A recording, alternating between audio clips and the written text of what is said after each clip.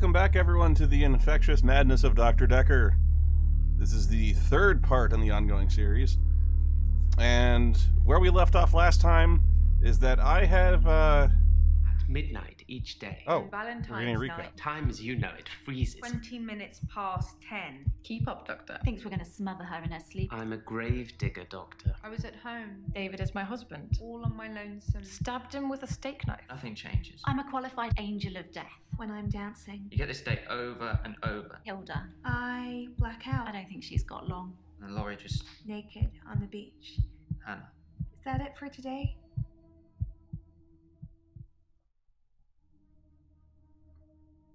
Where we left off was that I was stuck on quite a few of the interview suspects here. I mean, subjects here. Yeah. So, what I thought I would do is I have a list of hints here that I'm going to consult only so far as to get these into their cleared state, at least Bryce and Ellen here. Yes, it's cheating. I don't really care. I just want to move forward. I think I'm forgetting something from the first act. That's the main reason I'm cheating here is, I think mainly it's just because I don't remember what we talked about in the first act. That was so long ago. That is keeping me from asking the questions. So, let me look and see if there's any questions that seem like I should have asked Bryce, but I haven't.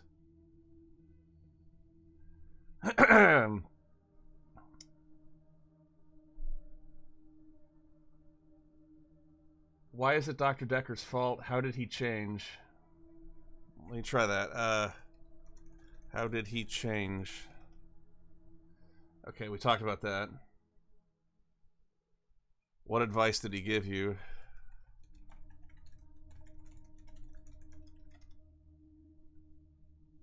Part-timer.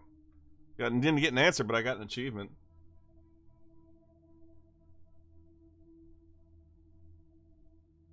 Where were you on Valentine's Day? I asked that.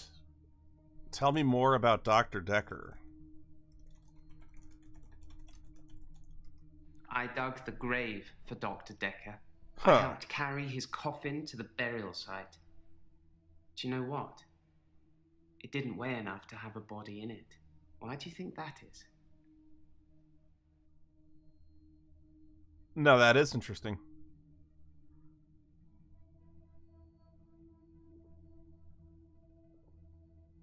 Okay, now I do remember that he said he was a grave digger.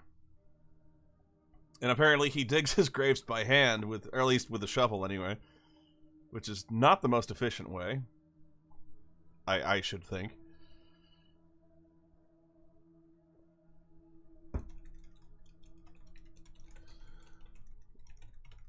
Okay, I'll take the bait.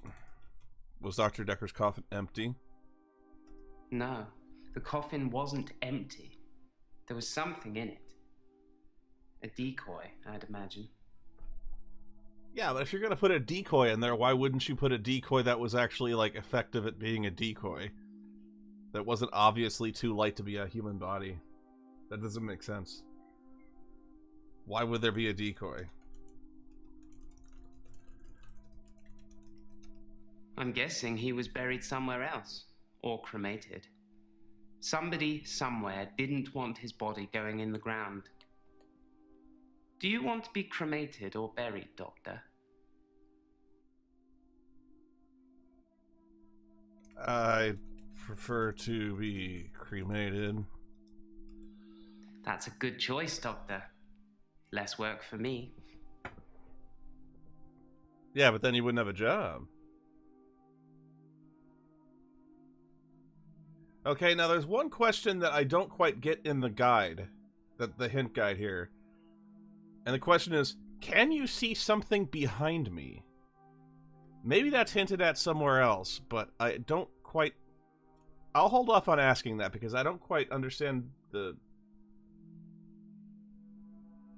inspiration behind that question. He doesn't look like he sees something behind me.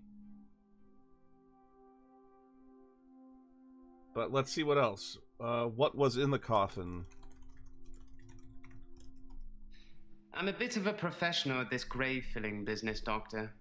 I know a decoy coffin when I handle one. What? Has this happened before?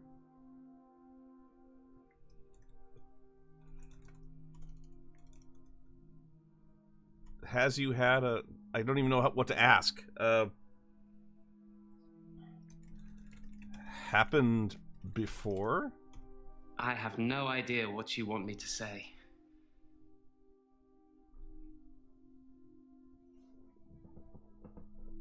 Okay,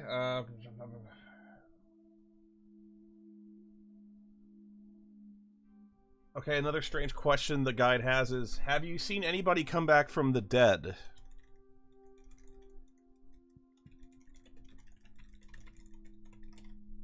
When you work in a graveyard, you see a lot of strange things. I'm not sure if they're real, or whether I think they're real, or which is worse. What strange things have you seen? You're laughing at me, aren't you? I said I wasn't sure if they were real. I wasn't laughing. Why didn't you stop seeing Dr. Dekker? Because you have to hope, don't you, Doctor? It's only the power of hindsight that made me realize how toxic it all was. And after a point, you go too far to be able to come back anyway. Oh, thank you, Contrarian. Although my typing is not that good. It's gotten worse. I haven't had much cause to type lately.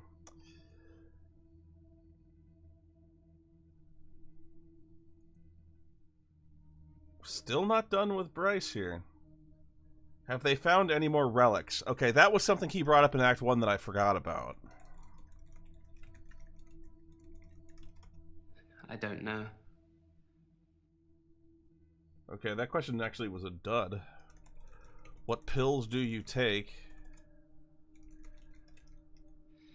I don't really know about that. And when is your scheduled appointment time? All these questions so far are coming up blank.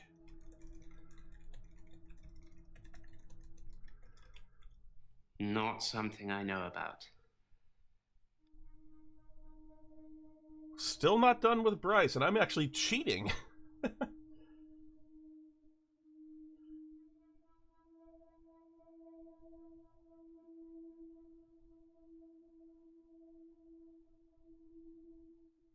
Can you see something behind me?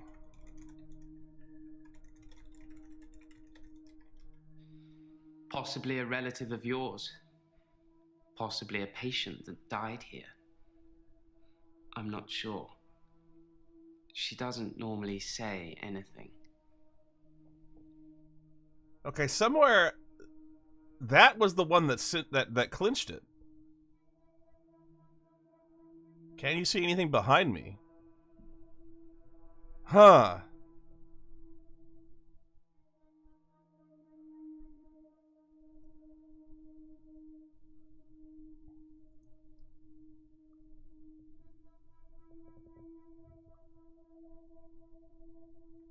Okay, and then there was Ellen, who...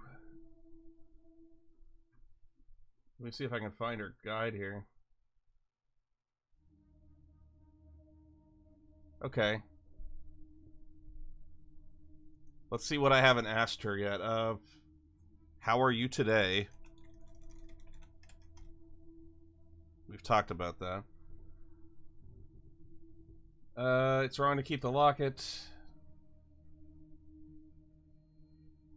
Why was the date different? What time did you get the cab? I think it was about 11 when I left Max. I'm sure you could check with the taxi company if you really wanted to. If you think I need an alibi. Actually, no, your alibi checks out, weirdly enough.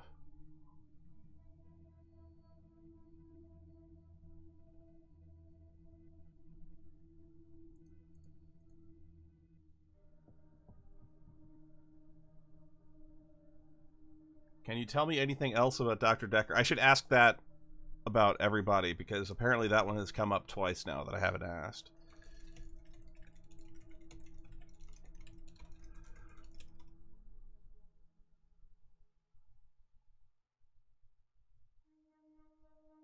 You mentioned Hilda. Hilda's the one I mentioned in our last session. She's dying. I can tell. I need to see her before it's too late. Why do you need to see Hilda? To help her finish her unfinished business. People who are dying always have things they wish they could do before they go. We leave a lot of loose ends in our lives. We're very messy that way. What's Hilda's unfinished business?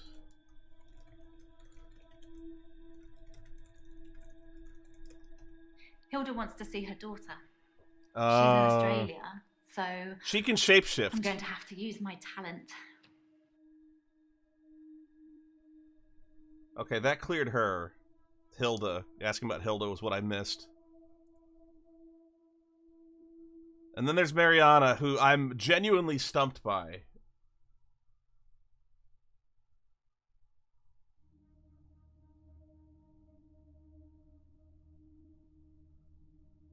What can you tell me about Dekker?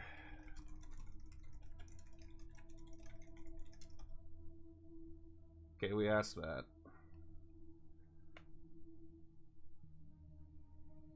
Did you just go out for drinks?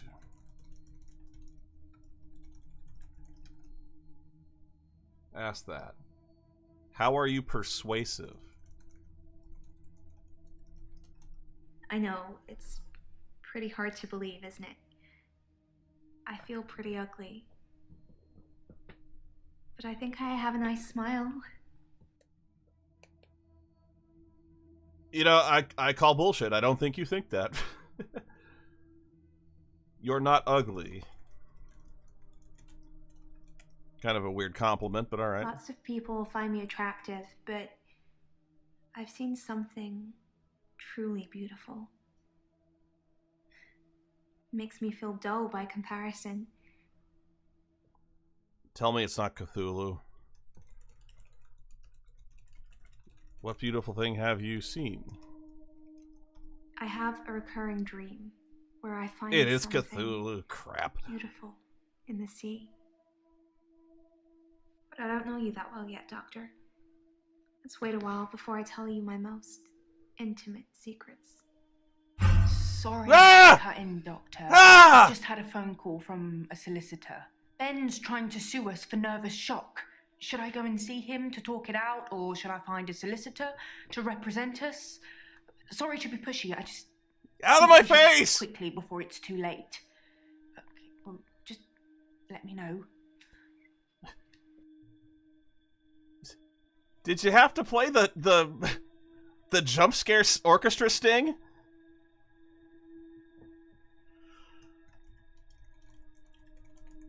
Intimate Wouldn't secrets. you like to know? Is our session up now?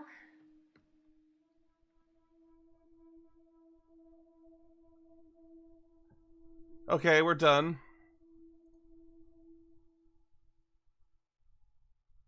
God.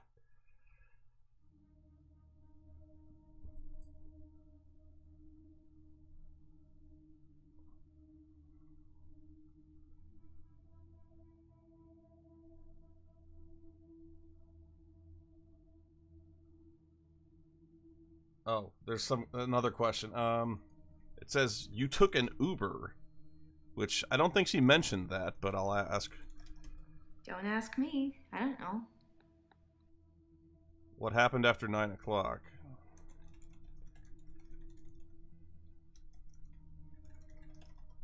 I don't know.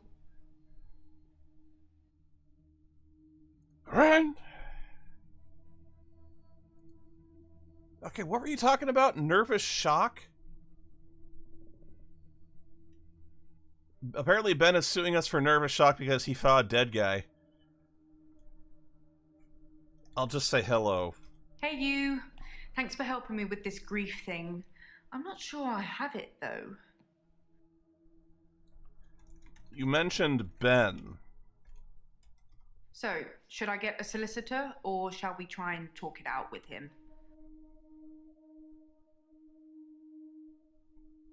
We should try to talk it out with him.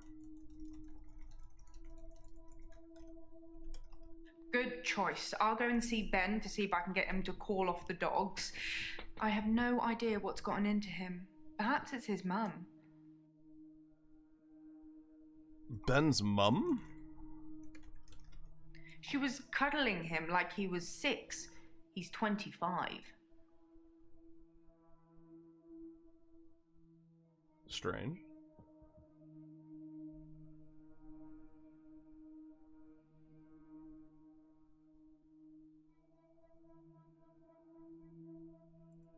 I guess we're having a grief session now.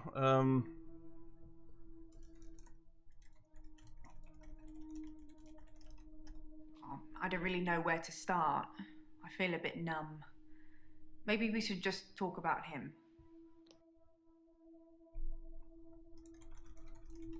What was Dr. Dekker like? It hadn't even been a year. He was a quiet, solitary man.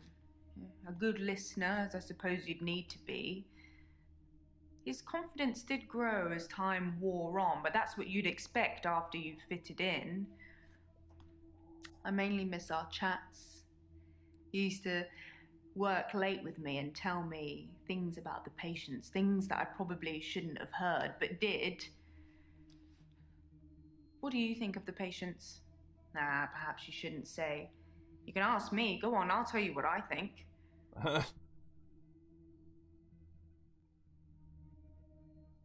Oh, I really shouldn't.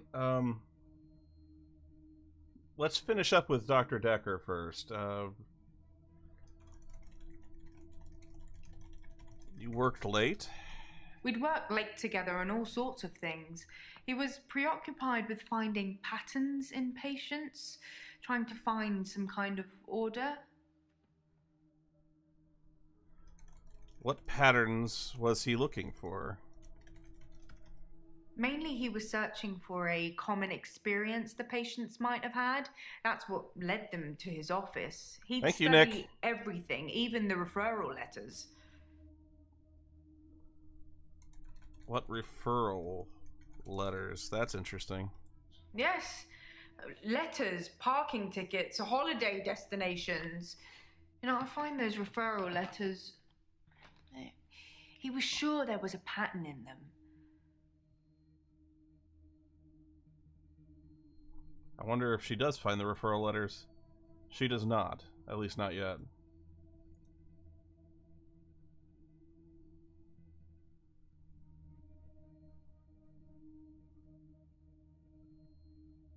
Okay, I guess we'll just ask about all the other patients. Tell me about Lacey. I think you might be barking up the wrong tree there.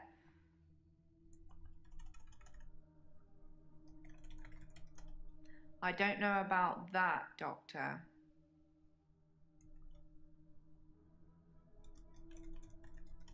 I think Bryce has a lot of misdirected anger. I don't think I like him that much. You know, sometimes when things overrun, he's outside waiting for you, and he stares at me as if he's undressing me with his eyes. You know, he's not the first person that's done that, but still, you know, it feels worse coming from him. Yeah, but he actually undresses people. You really need to stay away from Bryce.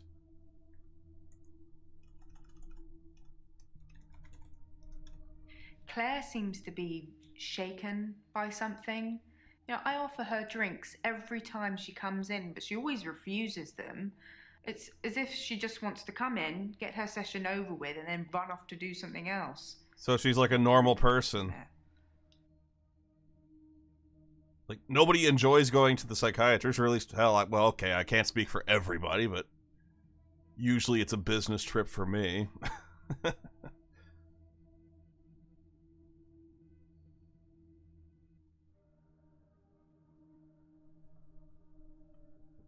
Hey, don't you find it interesting that Mariana's actress is Ginger? Ginger Mariana? No, Marianne, I guess. Okay, bad joke.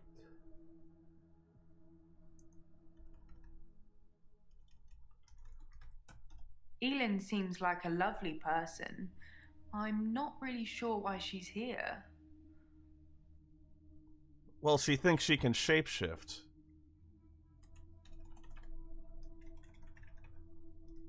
Mariana is a special girl. You know, She there's is something that. about her that just makes you want to follow her. Maybe that's what a trendsetter looks like. Well, no, the reason that you want to follow her is because she openly admits to dancing in the nude for basically no reason.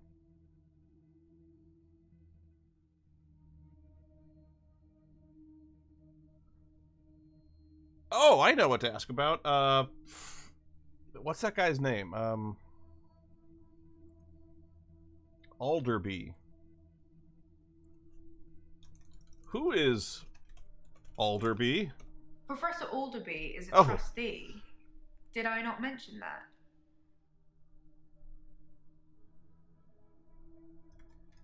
A trustee? I think I'm going to get into trouble now. Have you ever heard of secret shoppers? Well, Professor Alderby posed as a patient to test Dr. Dekker. It's just a thing that he does. I'm sure he'll come and visit you at some stage, so please play along. Okay, that was critical. That was a critical question to ask. I'm glad I did that. But can he really shut off gravity?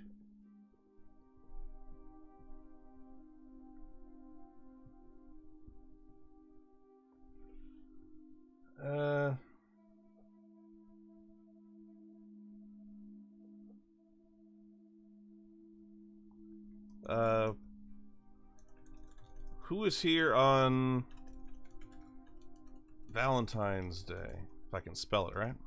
On Valentine's Day, Dr. Dekker had a session with Claire Castleford at 11 and that nurse, Elin, at 3. Everyone else cancelled. You should see this place Christmas Eve. I was at home though, so I don't actually know who came in. Dr. Dekker did phone and ask me for Nathan's number, which is a bit strange. Nathan's number.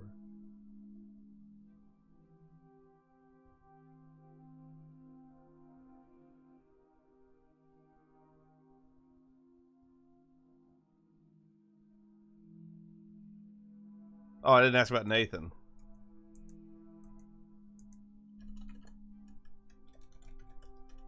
Oh, I just want to cuddle Nathan all up. He's such a mess. He's always in the same clothes. You know, he barely talks to me, though. It's the same hello every time. He reminds me of Tom. Oh, Tom's not on my list. Who's Tom? Tom was a quiet mess, like Nathan. Youngish, in his early 20s. He taught piano, but he did have a strange hobby. Tigor, that looks like the comfiest couch in history. Seriously, that couch is amazing. I honestly think, I seriously think that couch is like the basis for this entire game. Like somebody saw that couch and was like, we could make something around this couch just entirely. Like, who has couches? A psychiatrist has a couch. And like, well, it's a kind of a weird colored couch, but it looks really great. Like a psychiatrist. Like, what if we had a game about a weird psychiatrist?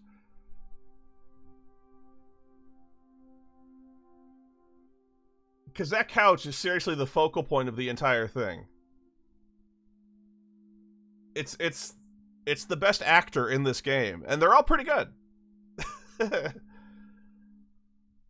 But without this couch, this game would be totally different. Like if it was just some IKEA couch or something like that, this it wouldn't be half the game. I can't go on enough about it. I don't mind telling you, I would really love to have a couch like this. And you'd probably never see me again because I would just fall asleep forever on it.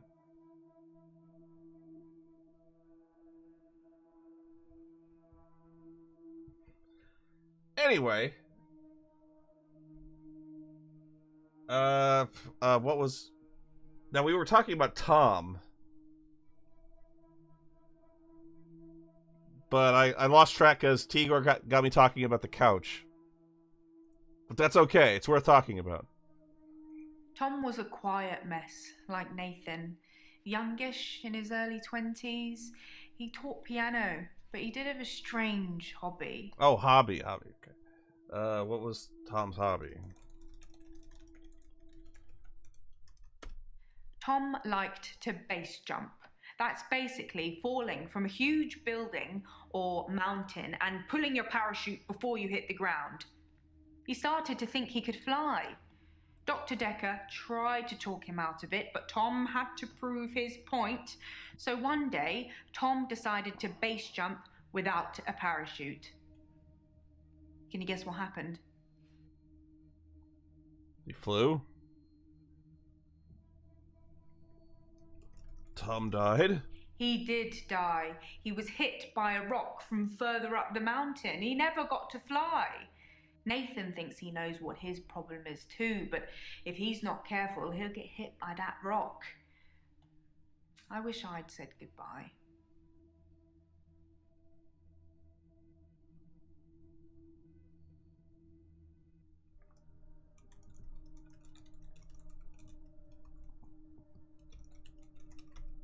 I wish I'd said goodbye to Dr. Dekker. It was so sudden.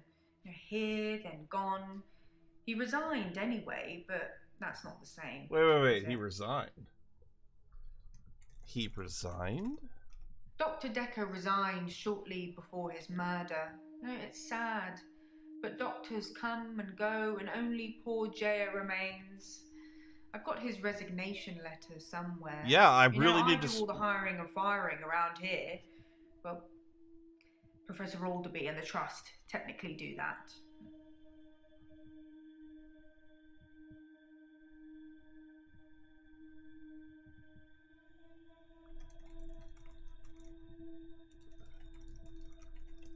This practice is owned by a trust. They make all the money and leave me to make all the decisions, which generally means making lots of money. I headhunted Dr. Dekker. And you? That's sweet. 11th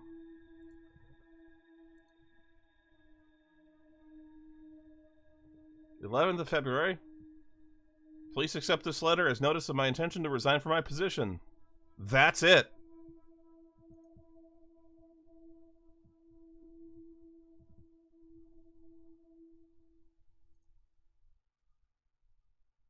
She is out of here. Or he is out of here.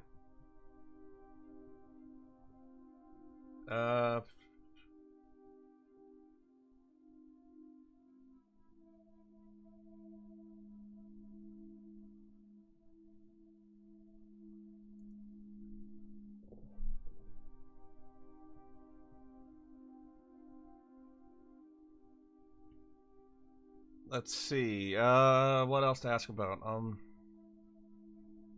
I've closed the guide because I'm at a point where I'm not stuck with anyone anymore except maybe Nathan, but I haven't even talked to Nathan yet.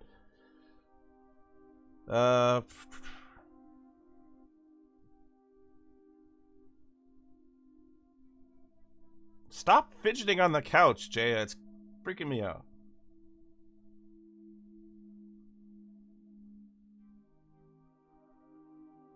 A lot of barefoot people in this game, too. That letter's a forgery? I don't know. I haven't seen Dr. Dekker's handwriting anywhere else, so I can't even say that signature is authentic or not. If we have another letter written by him, I could tell. Okay, ask if the letter's real.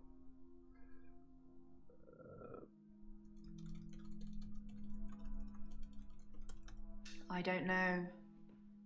You headhunted me. I've recruited the last 5 doctors since I've been here. I've got a flair for recognizing the extraordinary. Both you and Dr. Dekker were extraordinary. How are we extraordinary? I mean, I know I am, but I want to hear someone else's opinion. Both Cambridge graduates, both top of the class, both pliable, obedient slaves to my every whim. That last one's more of a hope than a must-have attribute.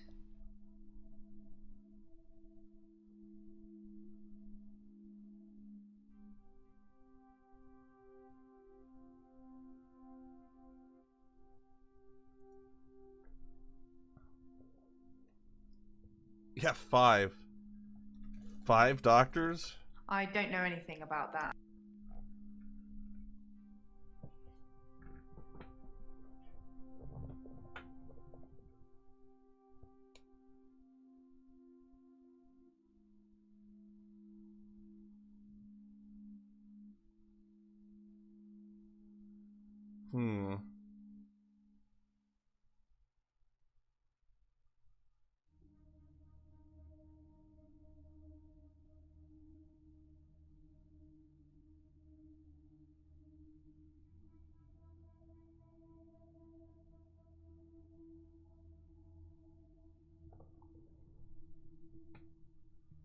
I guess if I come up with anything, I'll go back to him. Having a loop day today? How are you today? Oh, I guess we did talk. Hey,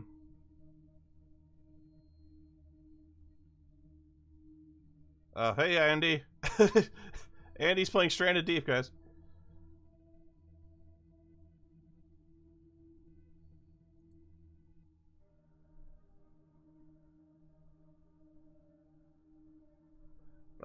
What did Dr. Dekker think of you? Tell me anything else about Dr. Dekker.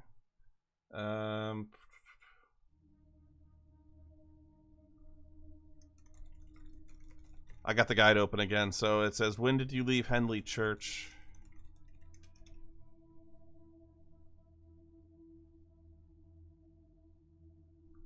What was the epitaph? Thank you, Tigor.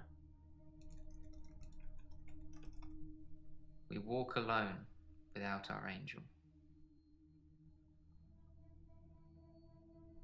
Are you religious? I'm not religious, but when I wrote Hannah's epitaph, I knew her parents would want some acknowledgement of the great bearded one. But she was an angel to me. The great... She was an angel to everyone.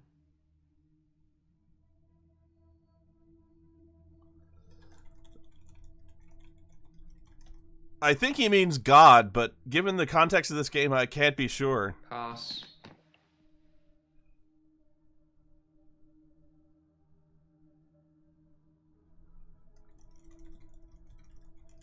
I've been alone since Hannah. I can't imagine anyone ever replacing her. Not that I've looked. Do you think I should look for someone else? One of those drawings looks like an elephant making love to a gentleman's glee club.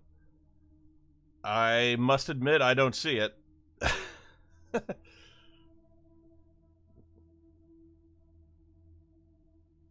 No, I don't see it. That's probably for the best.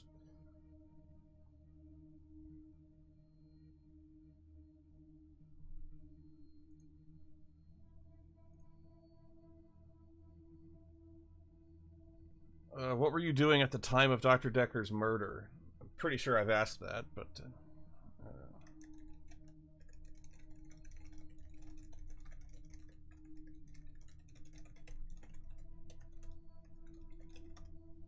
Yeah, I did get a call from him.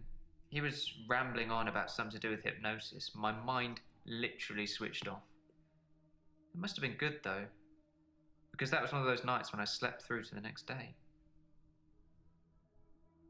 He hypnotized you over the phone?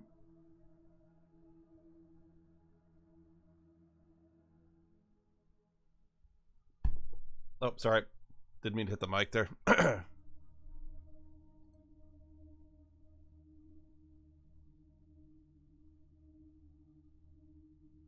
Maybe Jaya should check Elon's alibi with the taxi company.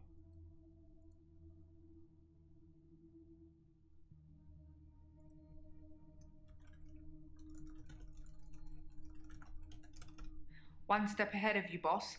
Elin was picked up from the pier just after 11 p.m. There is no way she could have got from there to here in an hour.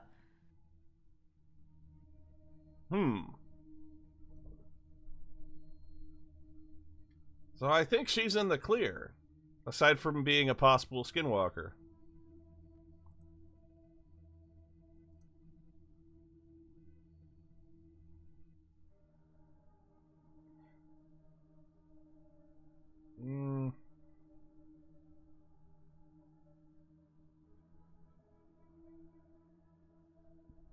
What happened with the archaeologist?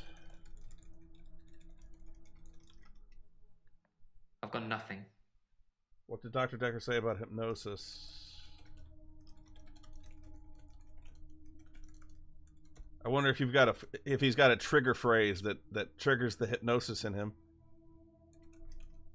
Yeah, Dr. Dekker and his hypnosis. One of his many therapeutic methods to unravel our problems. I'm not up for it with you, though, if that's what you're thinking. But you had a conversation. I don't know what you're talking about.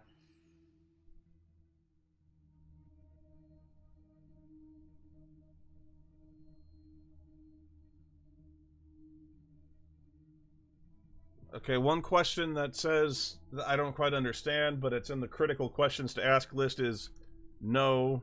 Look when you're ready. Thanks, Doctor. I appreciate that. I still don't think I'm ready to move forward in that respect.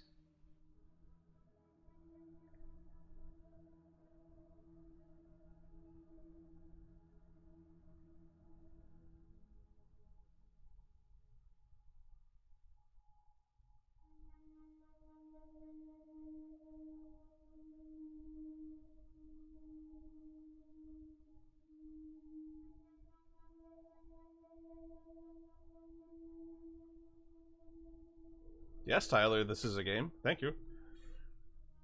I should technically be cleared. I've asked all the questions I think that are critical, but it's not clearing him. So there are other questions in the list, but they're for different things. Strange one that it's. I mean, psychiatrists asked, or psychologists asked this mainly, therapists, but it says, "Tell me about your mother." She's dead. Thanks for bringing that up.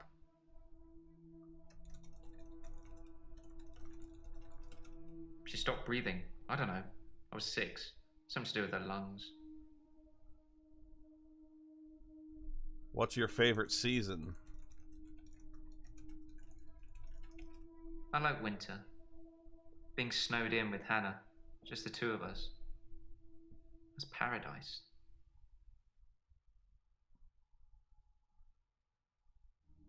What's a cephalopod?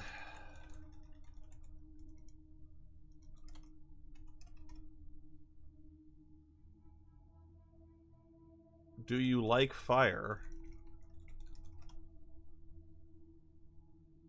I actually did ask that, huh? Did Hannah donate a lot to charity? Hannah was forever giving to charity. Her things, her time, our money. I actually suggested a charity that Dr. Dekker mentioned called Mind Stretch Outreach. Ooh.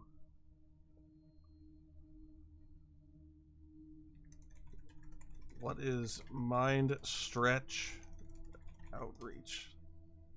Mind Stretch Outreach arranges programs for gifted children.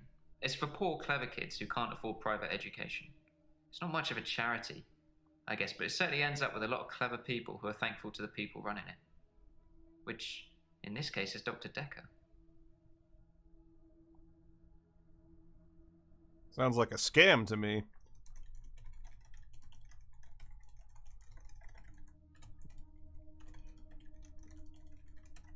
I think Dr. Dekker set up Mind Stretch Outreach so that he could influence the minds of children at an early age, getting them to believe they could be anything they wanted to be. Since his death, it's been disbanded. No more minions of Dr. Dekker. He had minions?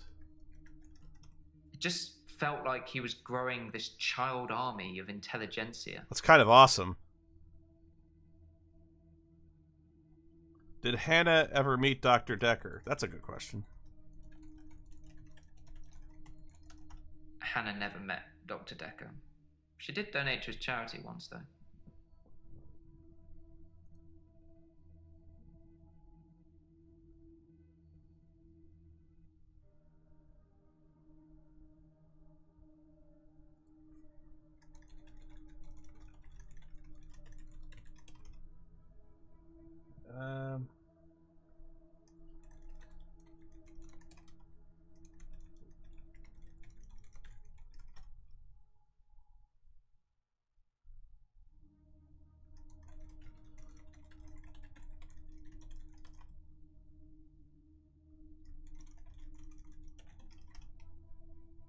Now I'm just going through all the questions that are on the key list because I have no idea. Thank you, Jody.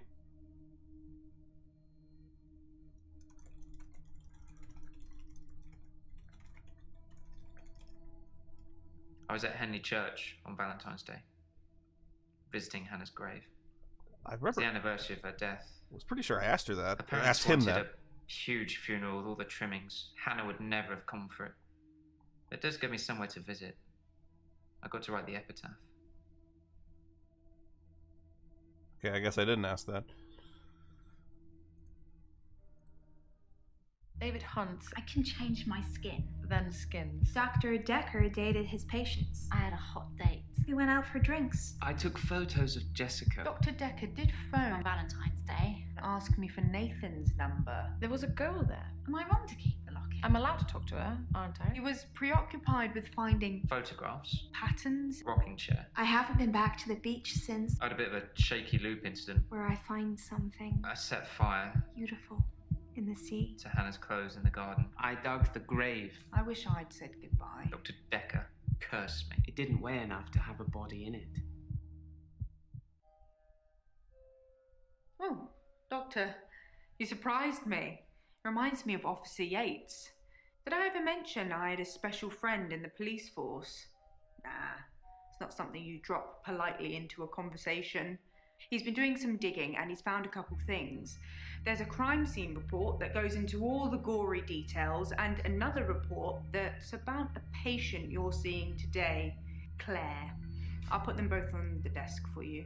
And thanks for the grief counselling, by the way.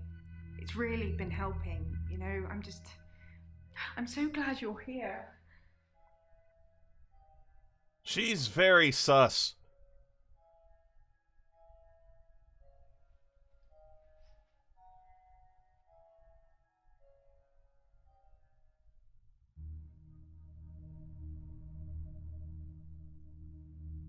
Oh, hey, Professor Warwick is here.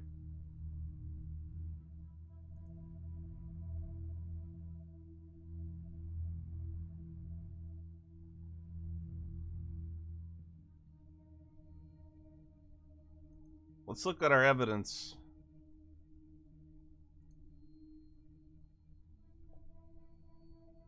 The victim was located in his office, seated on a chair behind the desk, soaked in blood with an obvious chest wound. Possible murder weapons: paper spike, desk accessory, 150 millimeter long, protruding from the approximate region of the victim's heart. Time of death estimated from liver temperature measurements to be between 8:30 and 10:30 p.m. on Valentine's Day. The victim's body was reportedly discovered at 10:20 p.m. on the same day. Cause of death: exsanguination due to punctuation of the left anterior descending coronary artery. Death would have occurred within minutes, blah, blah, blah. So whoever did it didn't exactly go looking for it, didn't bring the murder weapon with him.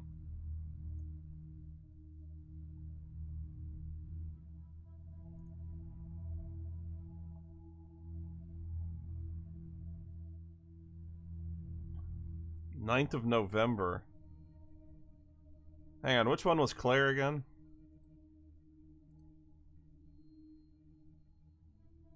Oh, yeah. Stabbed with a steak knife, right.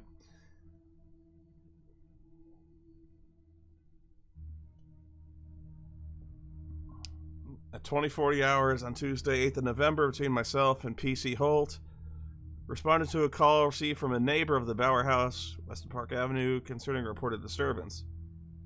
We arrived at the address and knocked on the front door, but there was no reply. We then examined the rear of the property and gained entry through insecure patio doors. We entered the property through this door, and I announced myself by shouting police, but did not hear any response. We searched the premises. Upon entering the dining room, I saw a female seated next to a man who was lying on the ground. The man did not appear to be conscious. Both persons were drenched in blood, and there was a substantial amount of blood on the carpet, walls, and furniture. I noted what appeared to be a steak knife on the floor, which was also covered in blood. At this point, I asked the woman to put her hands on her head, which she did. PC Holt secured the female while I checked the man for signs of life, but found none. I asked if she knew the dead man. She said it was her husband, David Castleford. I asked what had happened, and she said she had killed him. A search by PC Holt revealed no other people present at the house. I said to Castleford at 20:52 hours, you are under arrest on suspicion of murder. Okay.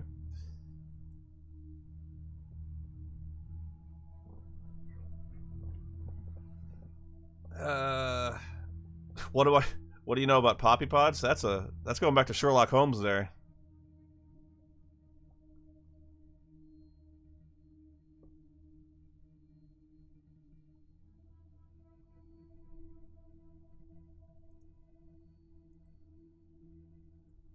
I gotta talk to Professor Warwick, because, I mean... This guy is apparently not crazy, but he certainly knows the language. I don't really know what you're getting at. Hello? Professor Warwick, I'm a physicist. Where's Dr. Dekker? Dekker is... Is he really? Dead. Actually dead? Hmm? Not a worthy adversary after all, then. What?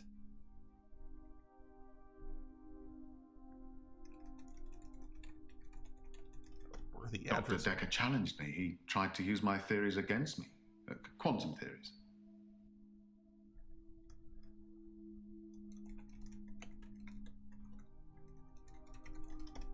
Do you really want to know? Dekker's eyes used to glaze over whenever we talked about that. He didn't believe in quantum physics. As if it's something that you can optionally believe in. Well, it started with an experiment. It's pronounced Warwick.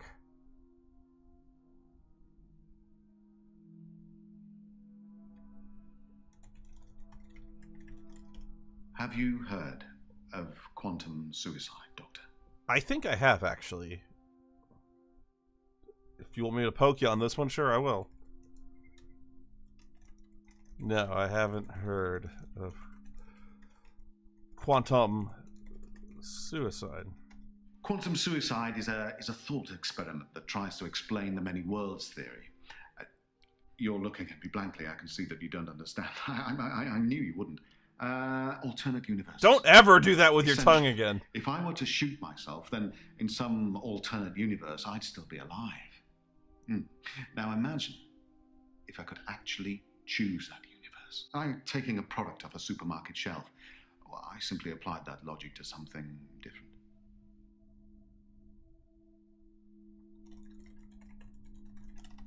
Gambling. I set up an experiment whereby I would visit a casino and place a very large bet at a roulette table. Now, I would always bet on odd.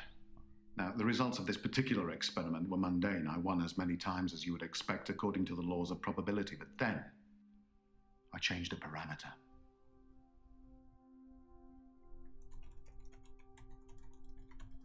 What parameter did you change? Quantum suicide required a loss of life to make it a realistic thought experiment. So I simply upped the stakes. Now, every time I bet on odd, I would place everything I had on that one spin of the wheel, and it worked. Well, for a while. Then it didn't.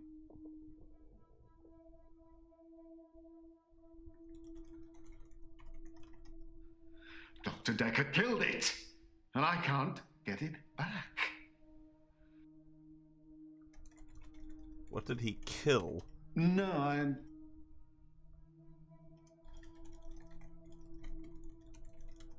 Well, my theory, quantum gambling. If the stakes are high enough, you will win every time by simply shifting your consciousness into that branch that wins. It's tricky, but it can be done. Dr. Dekker didn't like that. He saw me becoming rich and powerful, and he hated that. That's why he proffered the hangman's paradox.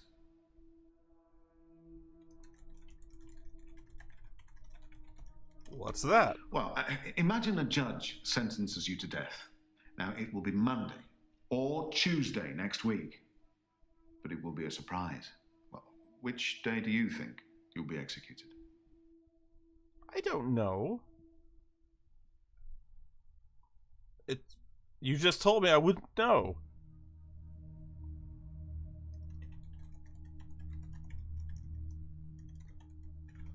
I'd be executed on Tuesday just to make me sweat. Well, it can't be Tuesday, because if you're still alive on Monday at midnight, then you know you'll be executed on Tuesday, so it won't be a surprise.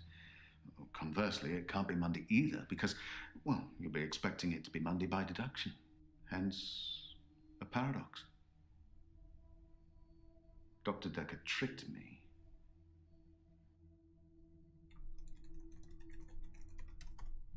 He told me that sometime in the future I would lose a bet, that I would lose all of my money. Now, this didn't seem likely because I had quantum gambling on my side and it was working. But he unnerved me. He made me doubt myself. And then it happened. Recently, I lost everything that I'd managed to build up since Vanessa left me.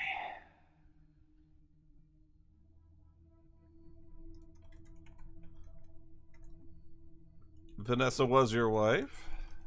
We were married for 14 years, 7 months, and 3 days. I shouldn't have. Couldn't have children. At least that's what she told me. She grounded me in reality. I'm not complaining. It's probably what I needed.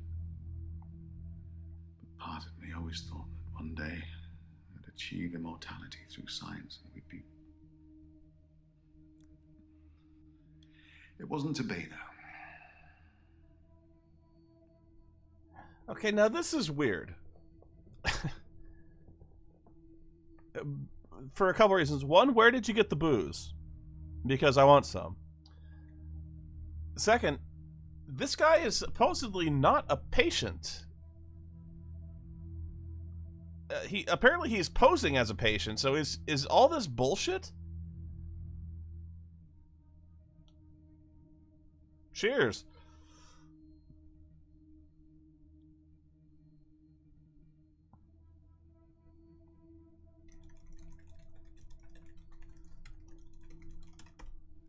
Are you sure that question's for me? You just said you wanted to be immortal.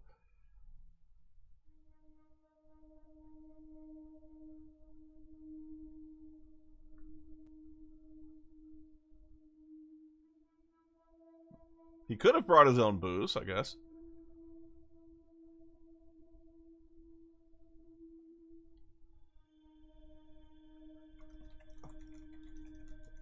I know you're a trustee. Nope. I think you're going to have to Google that.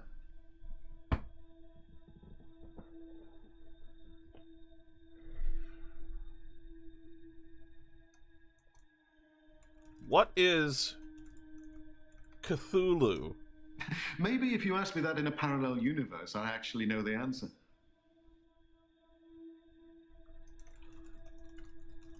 What happened to Dr. Dekker's glass? I'm not aware of that. Oh, wait, this is a different guy. Alderby. Warwick Alderby. Shit, I thought this was a completely different dude.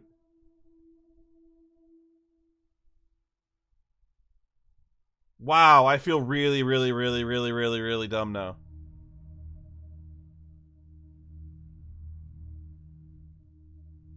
Really dumb.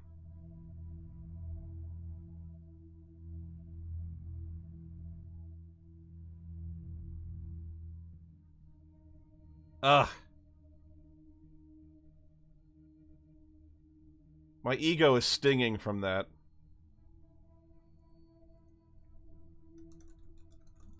What were you doing on Valentine's Day? I was at a fundraiser for a charity called Mind Stretch Outreach. Don't know how I got roped into that. I can't remember. But it was full of very clever children with bizarre outlooks on life. And Jaya. It was Jaya who asked me to go. Jaya asked you to go. Oh, she's Dr. Dekker's lovely assistant. I imagine she's your lovely assistant now. Yeah, she always smiles and makes me a cup of tea before a session. That smile. Which reminds me, my session. Can we talk about my problem now? You mean your quantum immortality?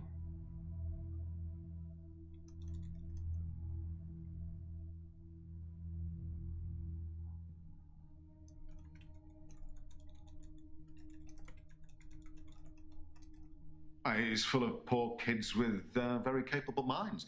I did give them a talk on quantum tunneling once, and they loved it. Not sure it'll put dinner on the table for any of them, though. What's your problem? I don't know.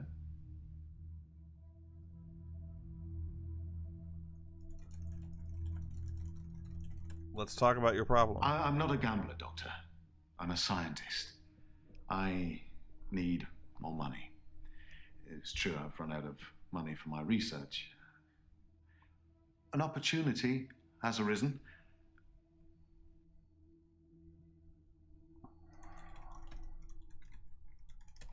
A very wealthy group of individuals have offered to pay me a very large sum of money if I attend their next private soiree.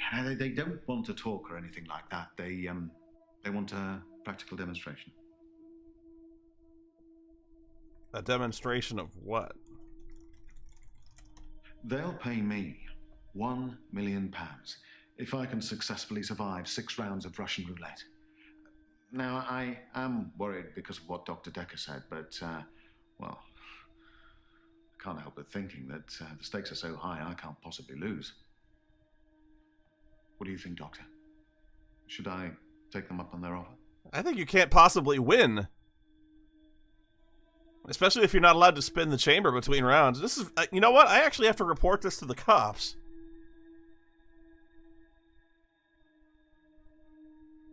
I have to play that again because I was so distracted by the ludicrousness of.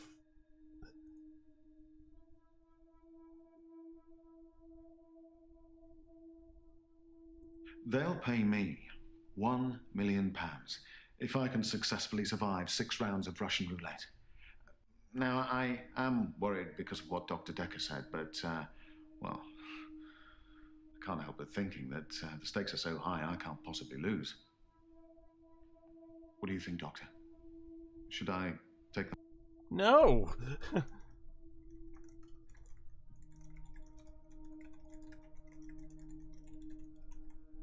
No. No, I suppose you're right. In a darker timeline, you probably said yes, and I'm dead now. I earn good money where I work. How do I stop losing it? Stop. Stop playing roulette. Perhaps ask me, Stop gambling. I am a quantum physicist, but I... Yeah.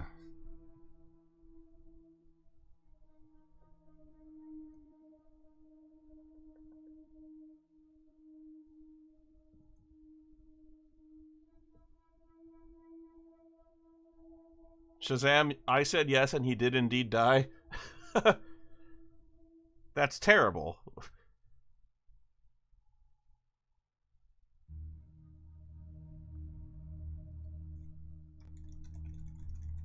How are you today? I'm fine. I'm ready for my grief counselling. I emailed you Mariana's address. I don't know why you'd want it. I suppose you're going to start doing home visits now, like Dr. Dekker? No. I didn't know he did house calls. You're asking about...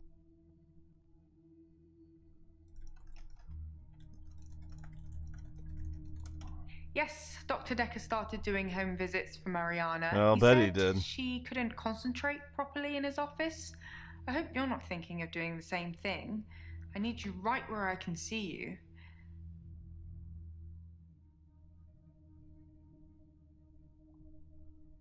I gotta ask about this.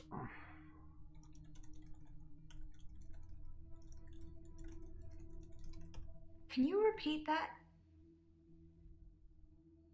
It's a nice dress.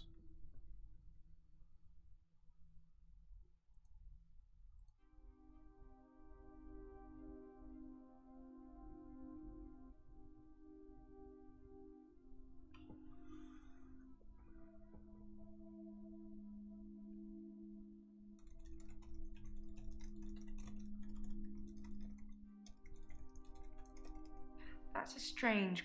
Okay,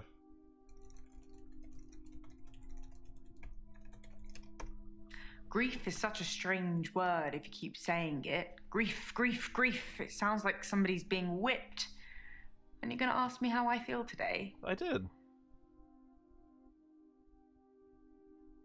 Didn't I? I did.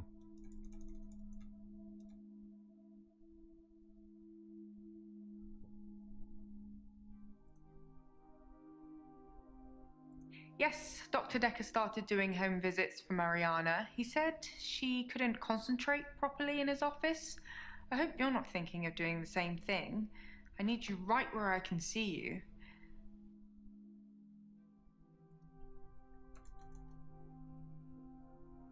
Why should I be where you can see me? Checks and balances, Doctor. Somebody needs to be watching the watchman, so to speak. Make sure you're helping, not hindering.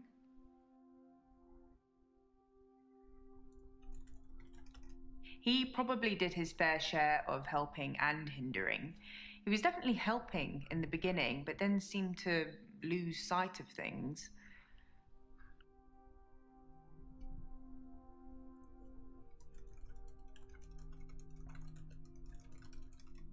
I think he was so overwhelmed by the patients he was getting. His curiosity just got the better of him.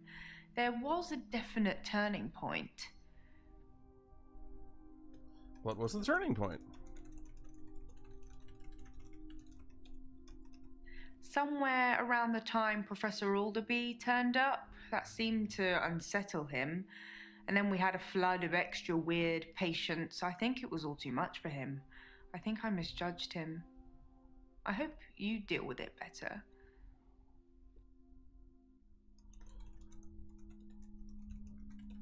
What weird I patients? don't know everything.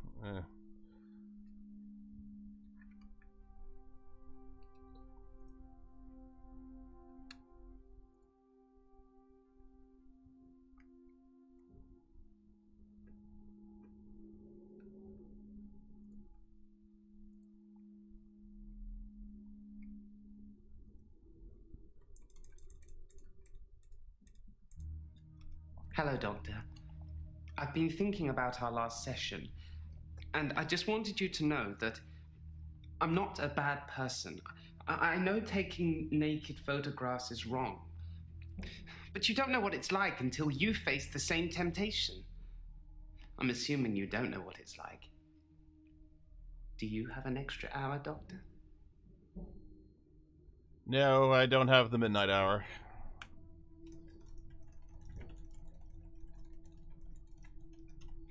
Thank God for that. There's someone else in my hour. Ooh. A hooded figure, watching me and following me. I've followed it too. Tell me about the hooded figure. I don't know who it is. My initial thought was that it was you. That I told you about my affliction and somehow you'd got it too. Now I think maybe it's the military or some organization that wants to use the hour themselves. Or it's your shadow. Maybe it's Dr. Dekker risen from the dead. I need to talk to you about him. You followed the hooded figure?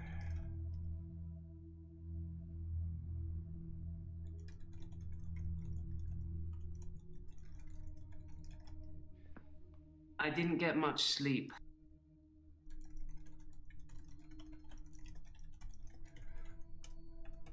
I spied on Dr. Dekker, not long before he was murdered. Uh-huh. I'm not sure I should tell you what I saw in his basement. You followed him home?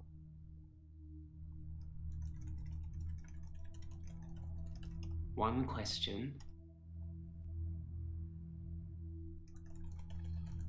What did you see in his basement? You know you want me to ask. I'd been feeling uneasy with Dr. Dekker for some time. I mentioned how he'd changed before, so I began spying on him at home. That's weird, One night, Nate. the basement door was open, and Dekker was returning upstairs. I skipped past him, and there she was, a girl.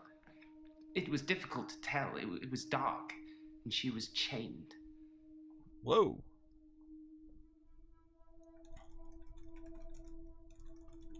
Tell me about the girl. I don't know what you're getting at. The girl was chained I up? removed the chains, dressed her, and sat her in the police station. There's no evidence, though. No evidence of what he'd done. But she was free. I saved her. I'm not evil. I destroyed evil. You know what'd be weird? Is if Mariana blacks out during the midnight hour, and the reason she keeps appearing places like the beach is that he keeps taking her there. I don't think that's what's happening. But it'd be funny if he kept picking her up and just dropping her places.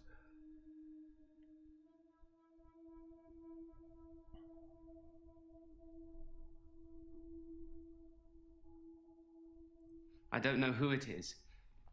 My initial thought was that it was you. That I told you about my affliction and somehow you'd got it too. Now I think maybe it's the military or some organization that wants to use the hour themselves. Maybe it's Dr. Dekker risen from the dead. I need to talk to you.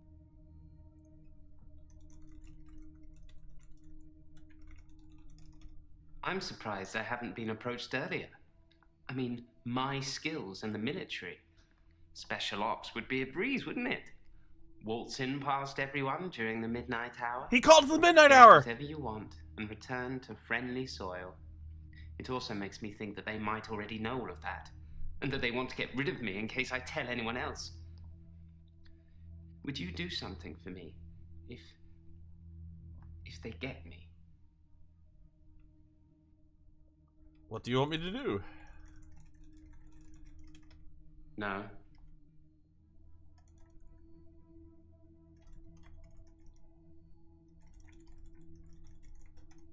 Would you tell Jessica I love her?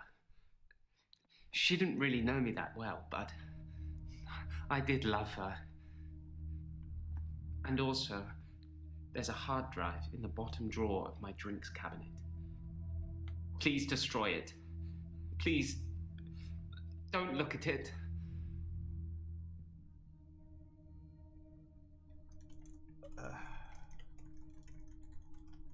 No. What's on the hard drive?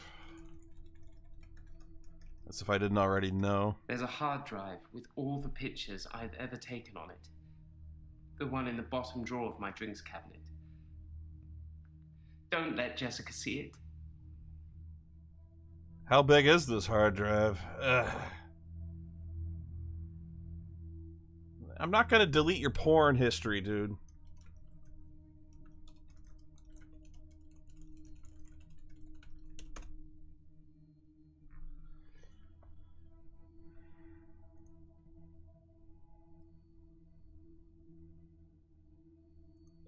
You destroyed evil? I believe that Dr. Dekker was a truly evil man, and so should you. I know you record these sessions, Doctor.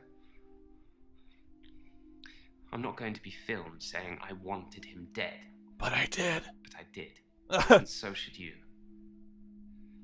And Doctor, if I wanted to kill anyone, I'd do it in the midnight hour, wouldn't I? And when was Dekker murdered?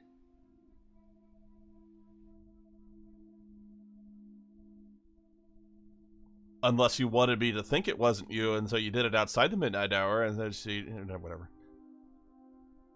And besides, it's not real!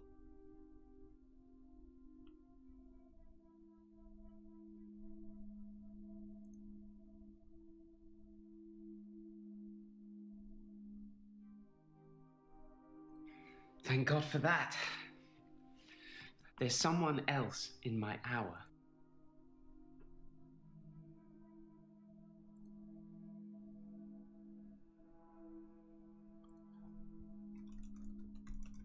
To a police station? Don't know. I should ask Mariana about Dr. Dekker's home visits.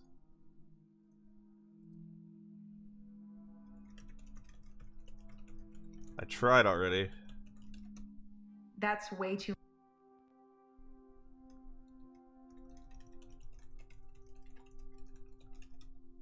Are we still talking about him? And I thought you were just interested in me, Doctor. Okay, that led nowhere. Dr. Dekker suggested Aha! home visits. I think he was probably checking up on his investment. You're not thinking of doing home visits, are you, Doctor? And no, I'm not thinking of doing home visits. That's good. I'm not sure I can afford any more of your time. What do you mean he was checking up on his investment? Aren't we all your investments, Doctor? All the time, all the energy you've invested in us? Seeing how we're doing, making sure we're growing correctly?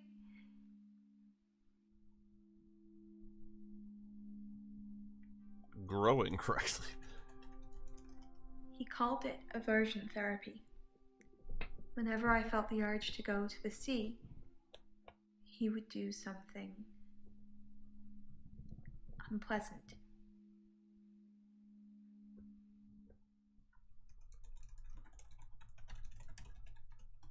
I'm guessing he chained you up. I don't know what you'd call it, but it was unpleasant for me.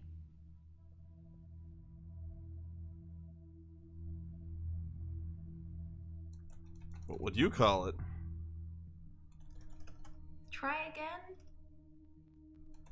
What did he do to you? You're not getting it. Did he chain you up? I really don't know.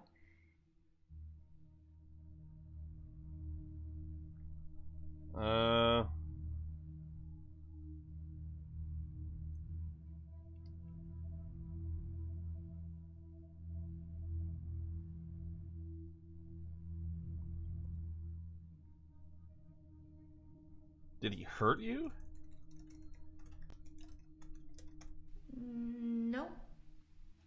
Nothing.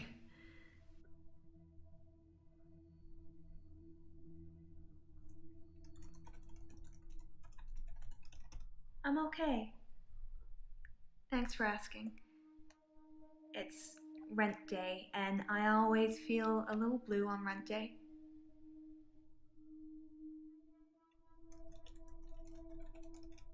Rent day is the day I pay rent to my landlady.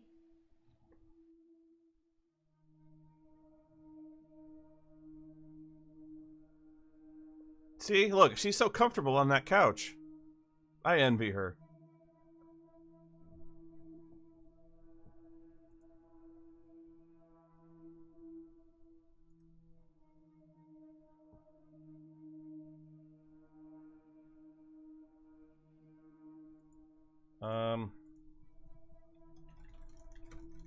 Can you call the police? I don't know anything. Yeah.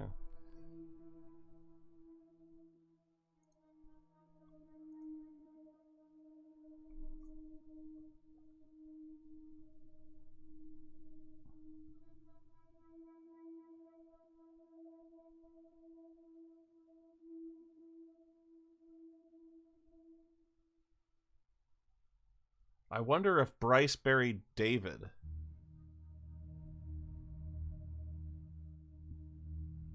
What happened with Ben? Asked patients about the paper spike. Too much to do today.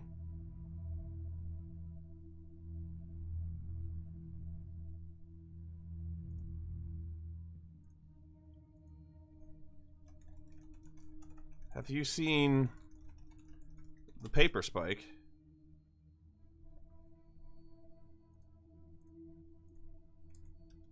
It's in that police report that I gave to you. You should really take a look at it. Dr. Dekker frequently used that paper spike on his desk as an example. I'm sure he did it with the other patients too. He'd make me look at it, touch the point to see how sharp it was. Uh-huh. He'd tell me that because I think it's sharp, it will hurt me. But if I thought it was nothing, it could pass right through my hand.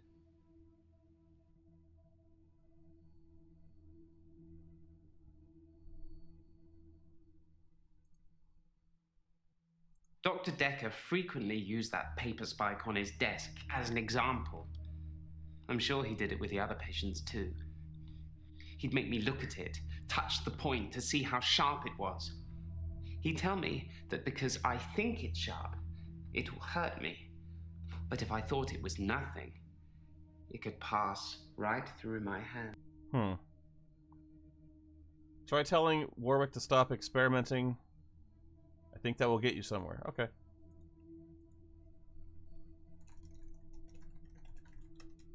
Do you know, you remind me of Dr. Dekker. Well done. He always used to ask me questions I didn't know the answer to. Oh, I guess that was not. Let's see. Maybe I should phrase that as a sentence. A more complete sentence.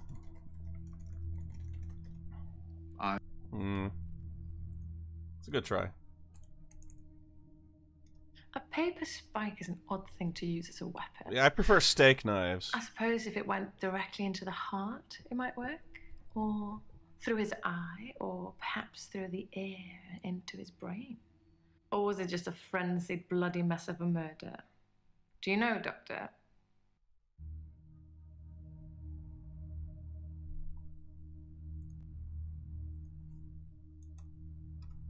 It's true then. I'd heard Dr. Dekker was stabbed, but I didn't know for sure. It's weird that whoever did it would choose the paper spike.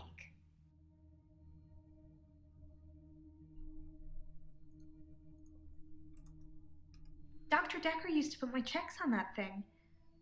I guess someone thought they weren't getting value for money.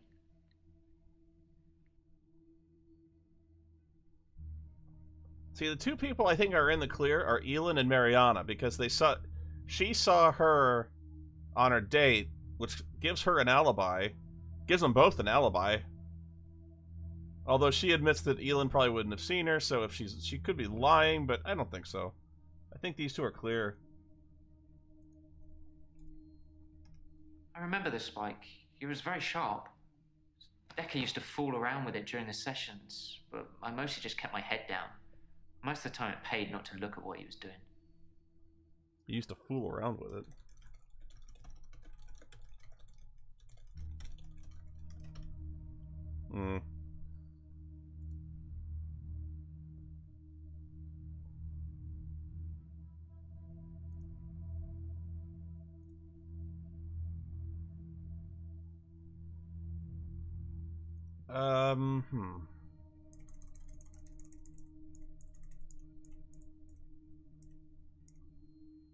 Did Dr. Dekker ever visit your home?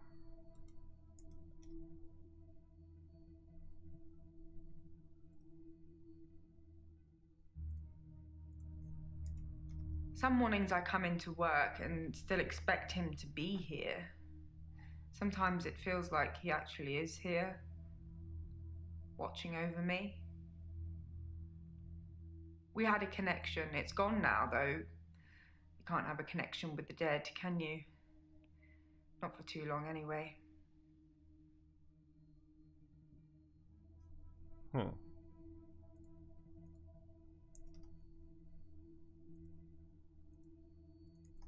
Try asking me something I might know.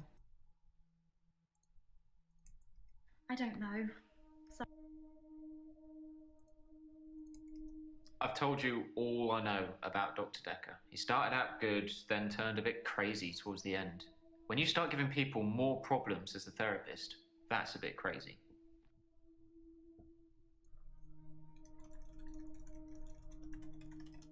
I started out with depression. Now I seem to repeat days. Even if you don't believe the repeat days, then I clearly have extra mental health problems that he's given me. Fair enough.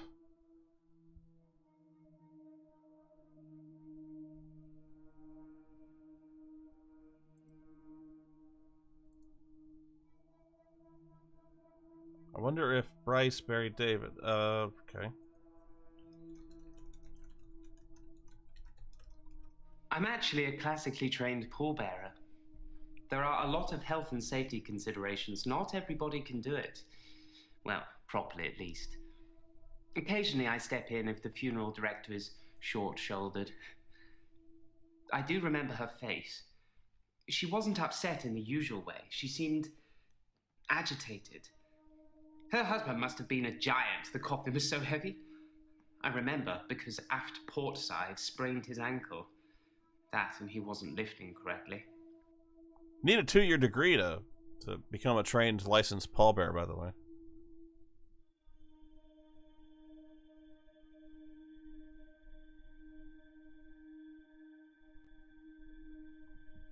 What happened with Ben? Oh, Ben, that guy. Yeah.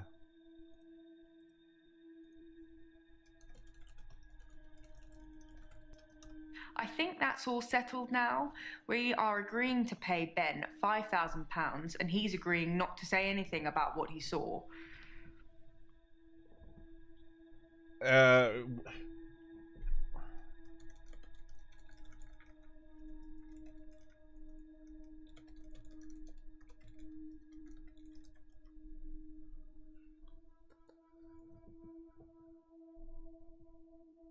I think that's all settled now. We are agreeing to pay Ben £5,000 and he's agreeing not to say anything about what he saw.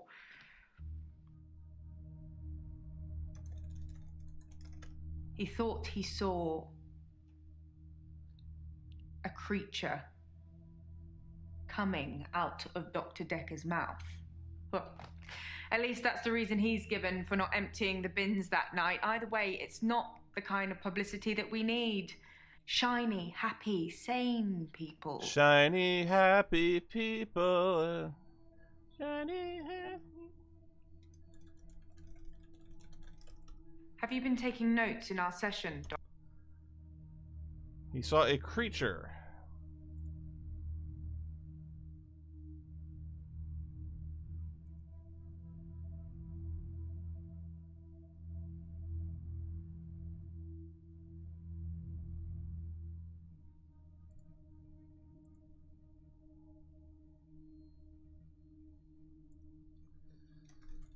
I read your arrest report. It makes for interesting reading, doesn't it? I can tell you're dying to ask me about it. Fire away.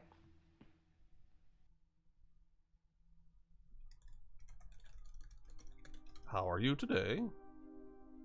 I've been to the lake house regularly, keeping an eye on David.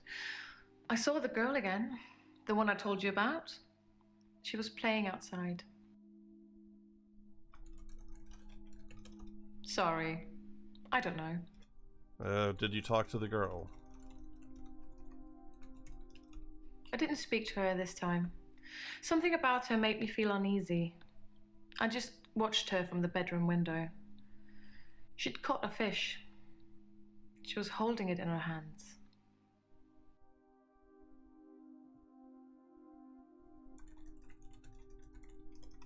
I wasn't close enough to see, but for all intents and purposes, it looked as if the fish bit her. 1, 2, 3, 4, 5. Once I caught a fish alive. What?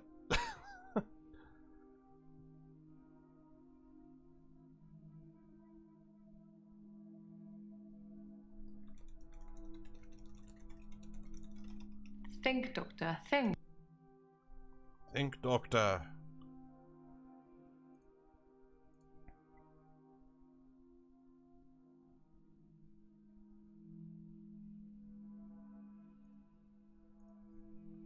I have to spell it the British style.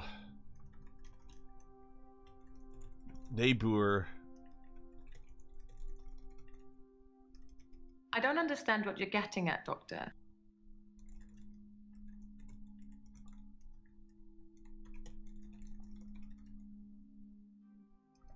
I'm not sure what you're trying to ask.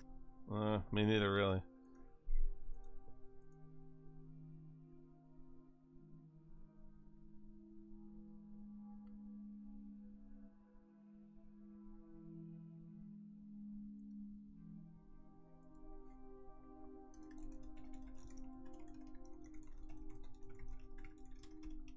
The steak knife was the closest, sharpest weapon I could lay my hands on.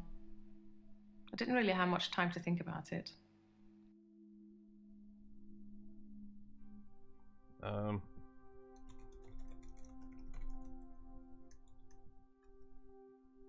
What was the guy's name again? David.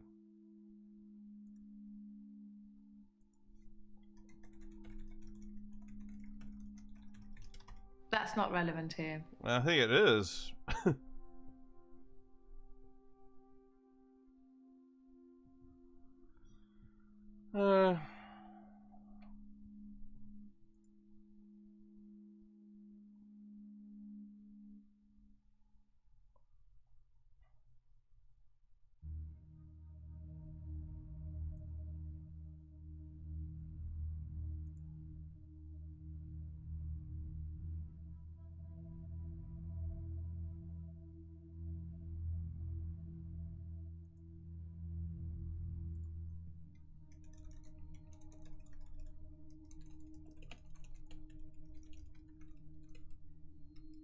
That's what it says. I can see you're confused. The police say that David is dead, fatally wounded when I stabbed him. The coroner says that David is dead. Everyone says that David is dead. There was even a funeral. But I know he's alive. I could probably prove to you that he's not. You tell me. What could possibly explain that? He's an immortal.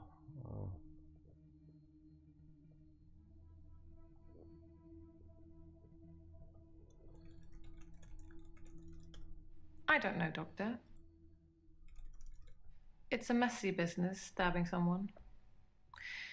You'd imagine that it would be like slicing into a pie with all the filling just slowly oozing out, but it's so much more dramatic. Like an anime. Popping a cork of a bottle of champagne. Yeah. Blood sprayed everywhere. Like an anime. My neighbors seem far more interested in my business than they are their own. The lake house only has one house opposite, and it was on sale for some time. I suppose I should have bought it.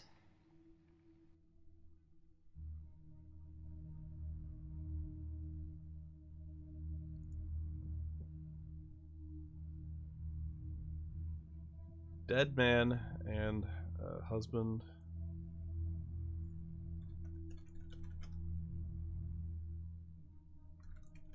I'm afraid I don't know the answer.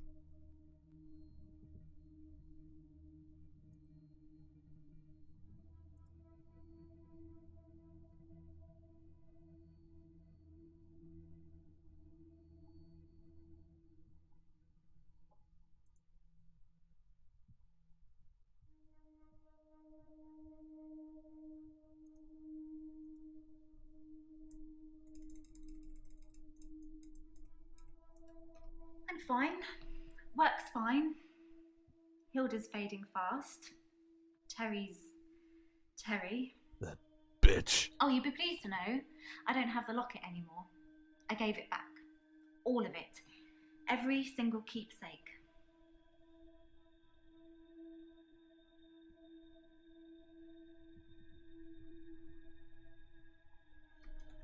How is Hilda? Hilda's nearing the end. She's been sleeping a lot, not eating much. She hasn't been that argumentative either. Although, she did give me a vicious scratch yesterday. She scratched you? It was nothing. I was just trying to give her meds. It's hard, you know? I'm trying to help her, but she keeps fighting me. It'll be better after she's seen her daughter. I've decided I'm going to do it tonight. She hasn't got much time left.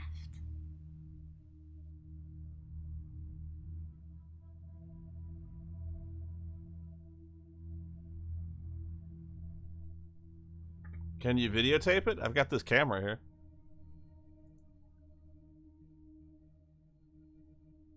It was nothing. I was just trying to give her meds. It's hard. hard, you know? I'm trying to help her, but she keeps fighting me. It'll be better after she's seen her daughter. I've decided I'm going to do it tonight. She hasn't got much time.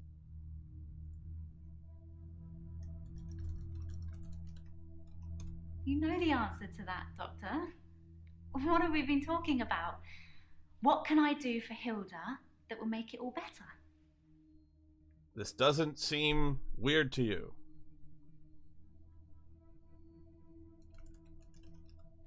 I feel like you're...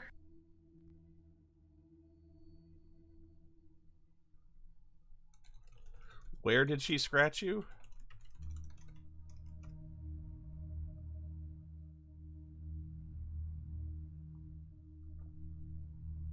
Do her patients die after her shift? That's...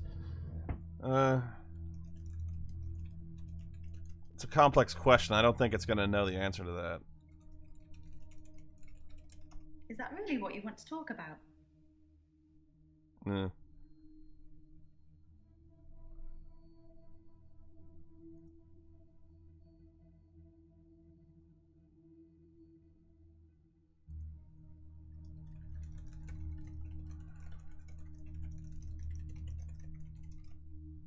Ask me something else. That one's a dud.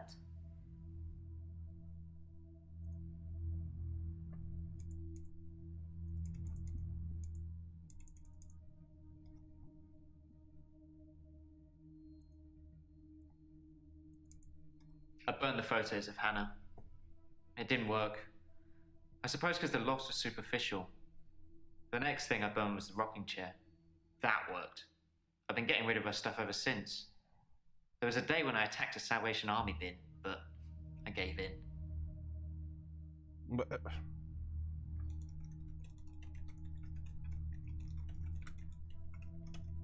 I accidentally put Hannah's diary into a Salvation Army donation bin. They're like huge post boxes with a circular tray that makes sure things spill to the bottom. I tried to get in to get it back, but I gave up. Huh.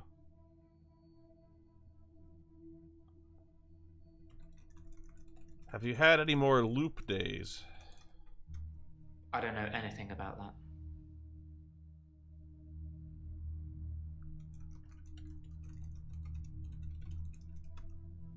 That's not really... You burned the rocking chair. No, sorry. Wow, I'm stumped on all of them.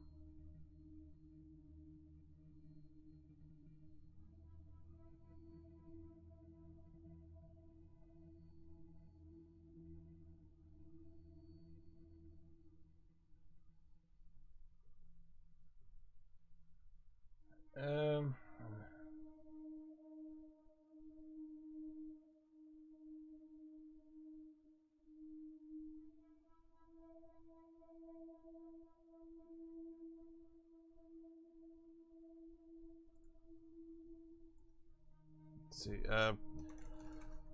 What is quantum tunneling? I forgot to ask this. Oh, you're going to have to Google that, Doctor, I'm afraid. I'm not a walking Wikipedia. I'd love to tell you, but I am paying you by the hour. Maybe look up Schrodinger's cat whilst you're there.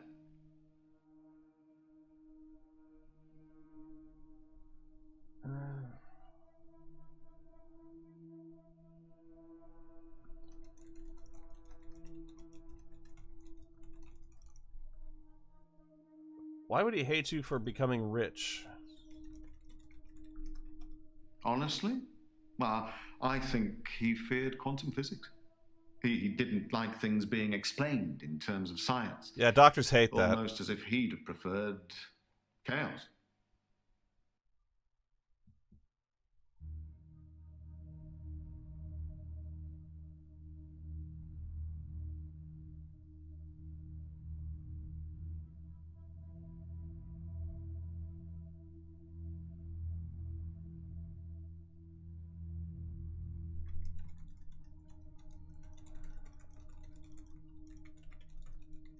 Try this one. Well, yes, it bothered me. Especially now that I find out that she's pregnant. Oh, no, it wasn't a rocket scientist Whoa! that was required, but a brain surgeon, it seems. I have considered putting that neurosurgeon onto his darkest timeline. But I'm not a killer, it would seem.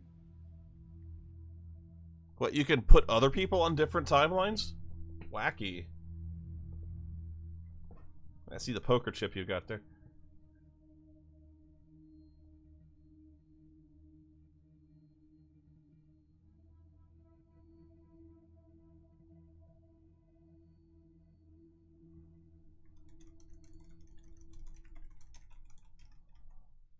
Hmm.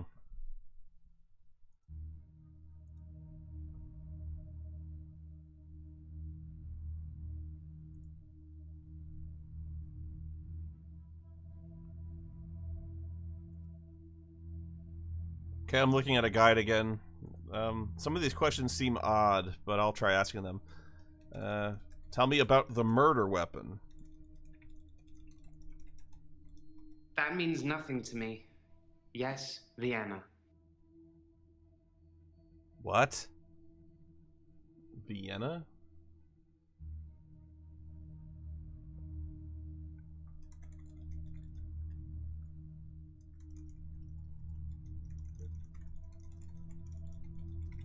Where did you follow the hooded figure? Whatever it is that's following me, it doesn't want to catch me yet. If I move towards it, it runs away. And when I follow it past temptations. A bar brawl, an open till, an open bedroom window.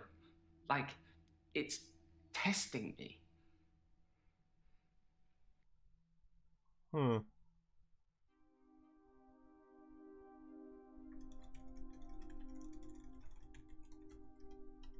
I split the brawl up.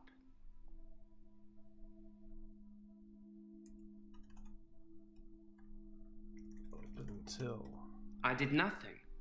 I'm not stealing anymore.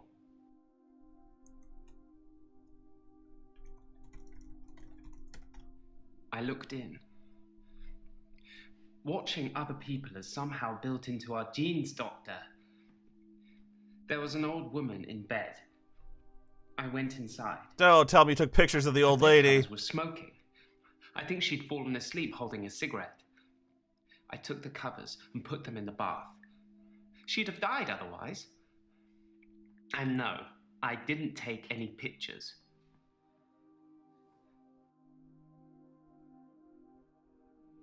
Did Claire ask you to do something with David's body?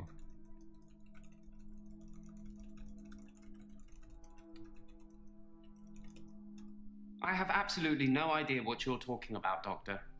I saw Claire Castleford's husband in the coffin myself before carrying him to the grave. He is in the ground. I'm sure it wouldn't take much for the police to get an order to have him exhumed. Just make sure it's done on Tuesday morning when I'm off. Huh. That was the question that cleared it up.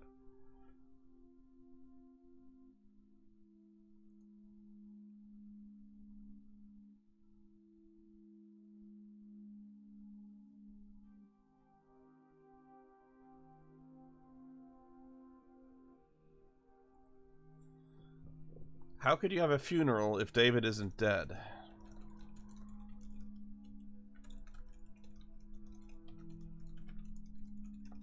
He's buried at Henley Church. You can go see for yourself. There's even a headstone. One of your other patients was a pallbearer. I never forget her face. You should ask him.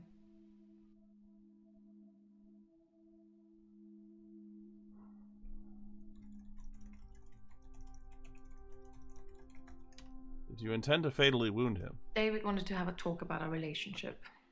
Not something any married person wants to hear. He said he'd been with Iris for about a year and that he loved her. He said he didn't love me anymore. Which I know is a lie. You don't just fall out of love with somebody. I reacted badly. I grabbed the nearest weapon I could find, which happened to be the steak knife, and stabbed him with it. There was so much blood. I instantly regretted it. So I fixed him. He's over it then, huh? How did you fix him? This is where it's gonna get spooky. It was about a week later. I brought David back to life. Uh-huh. Not with voodoo, not with virginal sacrifice. I just willed it to happen, and it did.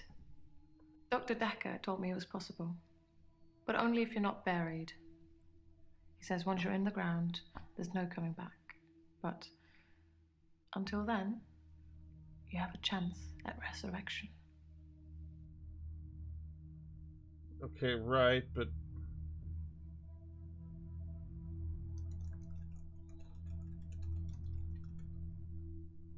You resurrected David... how? Yes, resurrection. But now that I've seen the results, I don't think there's anything holy about it. I think reanimation is more an accurate term. Like, I'm an evil necromancer raising things from the dead. Huh.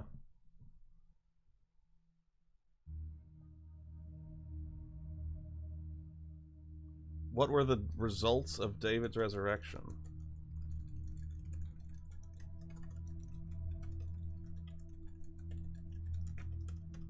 I think his brain was already decaying during the week that he was dead. Oh, you Important think? bits. So when I brought him back to life, I didn't heal him completely. Just gave him life in the state he was in. So not much. He's hunting and killing things and trying to roast them on fires he can only light with matches, but that's about it. He's your basic Neanderthal. So I have a problem.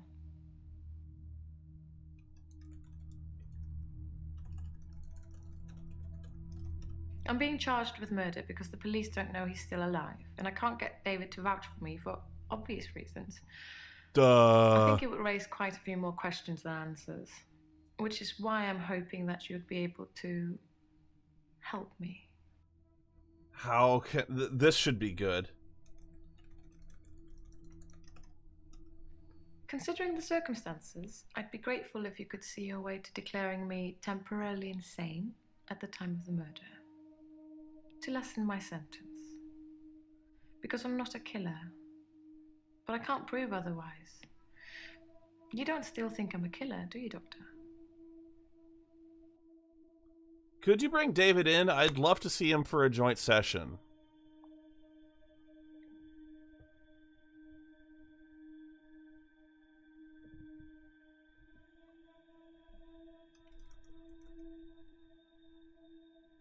There is nothing sharp on my desk right now, is there?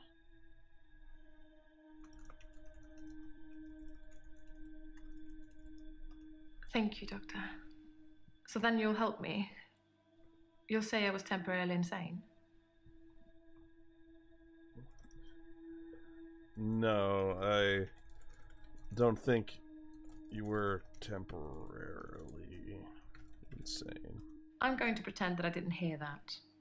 Let's have a few more sessions before you seal our fates. Or is it that you want something else? Like Dr. Dekker did. What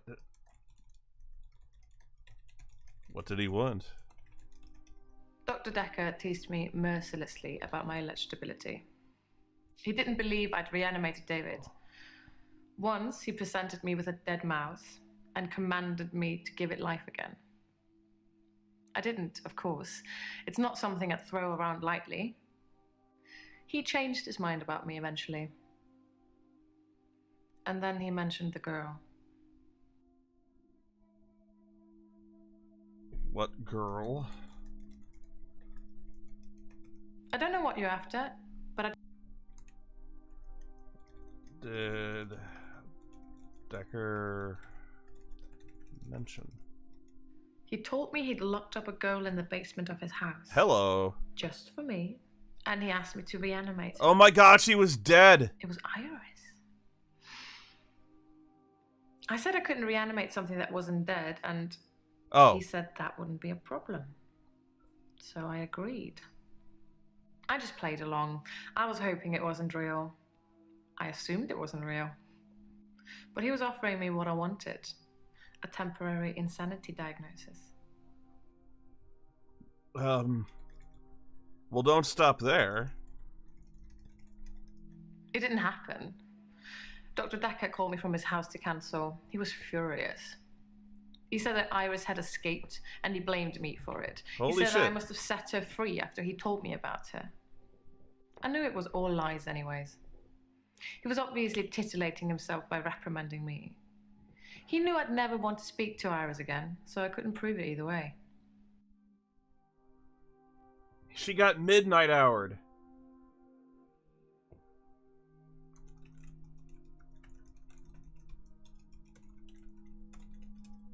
Bryce was a pallbearer for David. He's also a gravedigger, I believe. How do you know Bryce? Smuggling a body out of a funeral can be difficult, unless you pay the right people.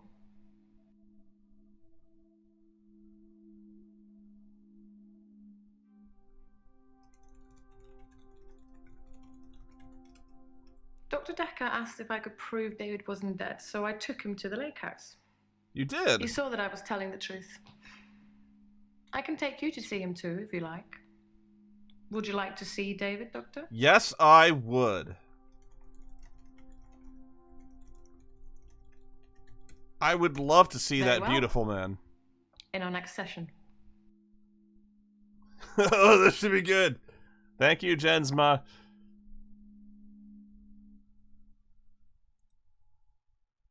Okay, that cleared Claire. Asking her to bring David in.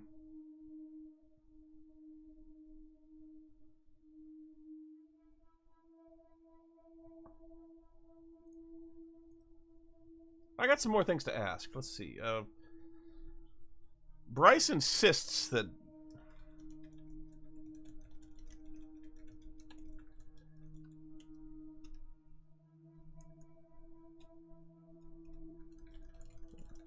Ground. Well, that's what he would say, isn't it?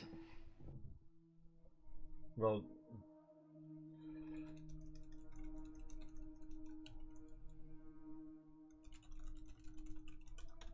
He was stabbed in the heart. Then I'd say whoever killed him didn't want to leave any room for error.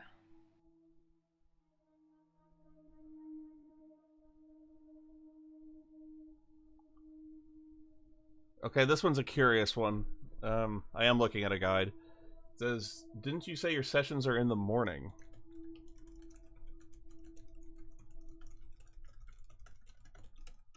I'm getting tired of all these questions. I'm getting tired of everything.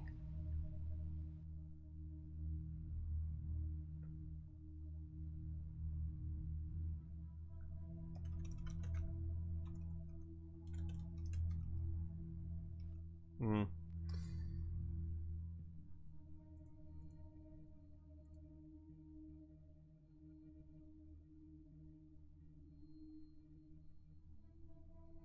I got a feeling Claire doesn't have much of an alibi, and she is the only confirmed murderer here.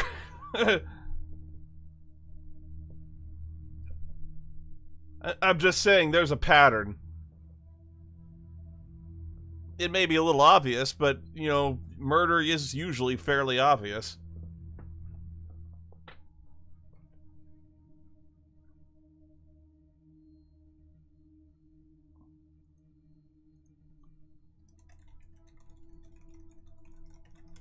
I don't know what you're after. Hmm.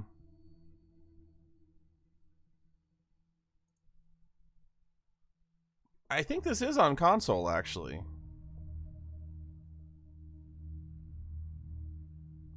Which is probably a lot easier because you don't have to type.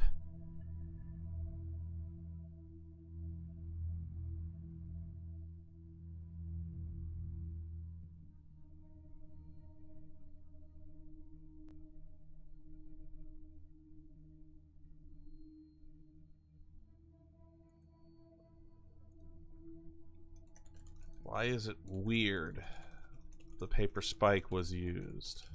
Dr. Dekker used to play with it in our sessions sometimes. You know, pick it up, handle it while we talked. I remember once, he pushed the spike through his skin Yeah, this bit here between his thumb and his finger. He said he didn't think I'd mind the sight of blood being a nurse and all that, but actually, there wasn't any. Why wasn't there any blood? I was a bit freaked out. At first, I thought it was a trick. A magic trick, you know?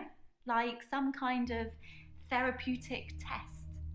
Show the patient this retractable spike and see how they react.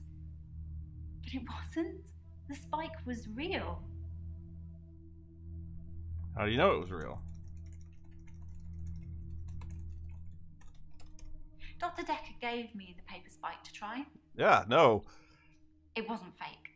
It was pretty sharp, actually. I don't know how he did it. He said he just thought that it wouldn't hurt him, so it didn't.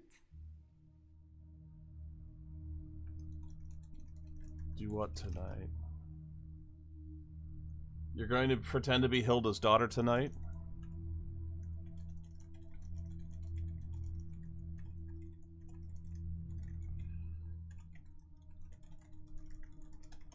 That's the plan. I know, it sounds unbelievable, like I'm making it up. I wish I could prove it to you somehow. Please! We could try shifting now.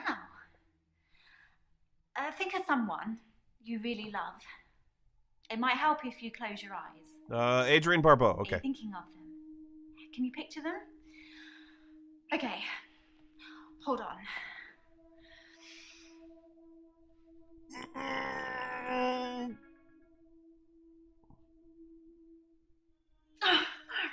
Sorry, I don't think it's gonna work. On the bright side, that probably means you're not gonna die anytime soon. That was funky.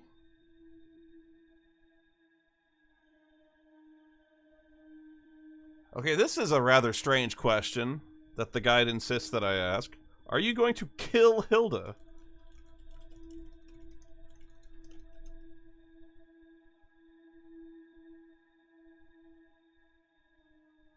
What do you say when you shift?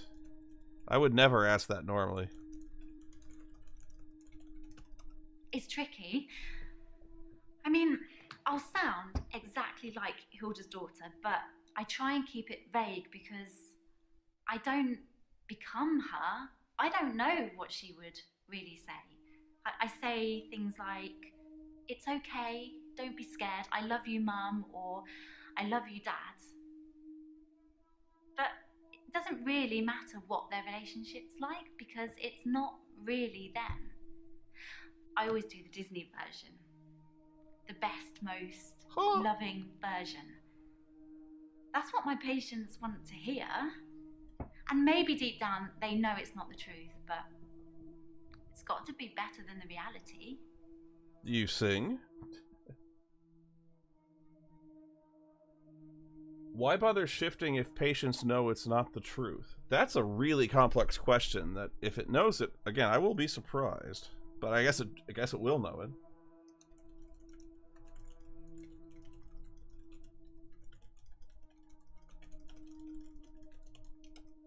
Does it really matter if it isn't the truth?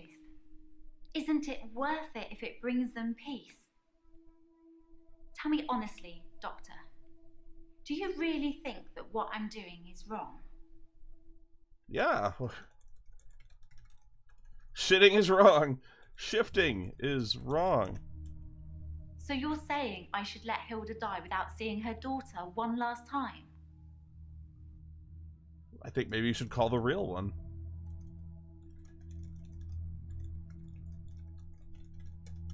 Good, because I really feel this is something I have to do. Like it's my calling or something. Give the locket back. You told me to. Well, not in so many words, but you said I shouldn't have kept them. And what with Terry going around telling everyone I stole them, I didn't feel like I really had any choice. The lockets, the watch, the ring. But I kept the little bird Sarah Dekker gave me. I wasn't supposed to mention her. Sarah Dekker?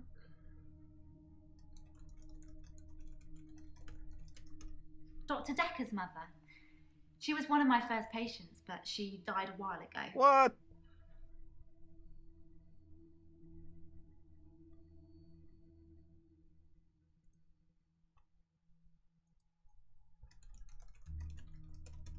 Terry seems to have backed down since I gave the keepsakes back.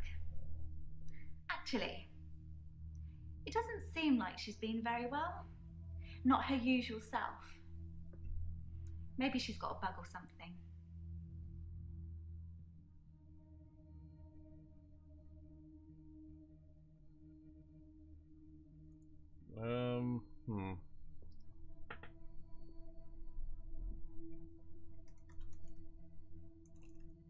Why weren't you supposed to mention...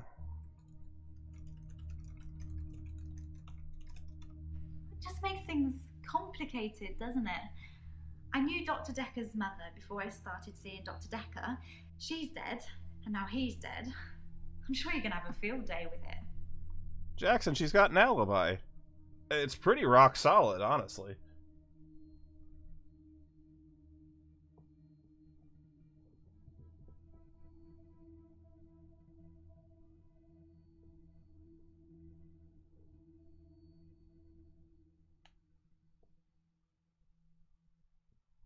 I'm not going to die. Cool. As far as I know, it only works on people who are close to death. That's the whole point of it. I have to hold their hand, and they have to think of the person, and they have to be near death. And those seem to be the 3 criteria. Huh.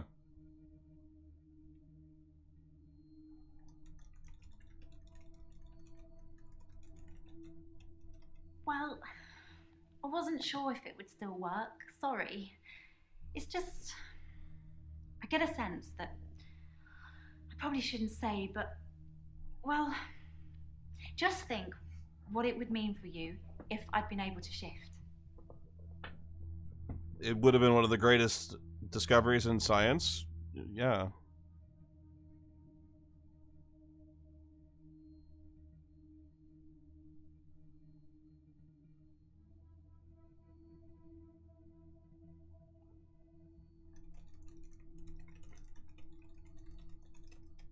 I've got her on a herbal compound. Well, St. John's wort for pain, ginkgo for bronchitis, valerian, borage.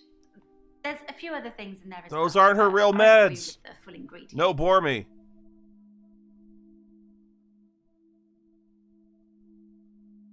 Yeah,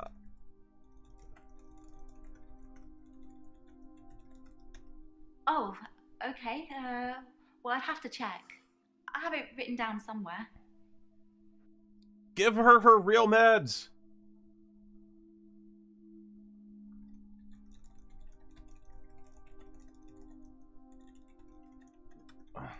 Oh my god. The rules are that you're not supposed to give a patient anything that isn't on their chart. Yes! But I talked it over with Hilda first, and she was happy to try the herbal approach. Yeah, but she's... So why is she fighting you?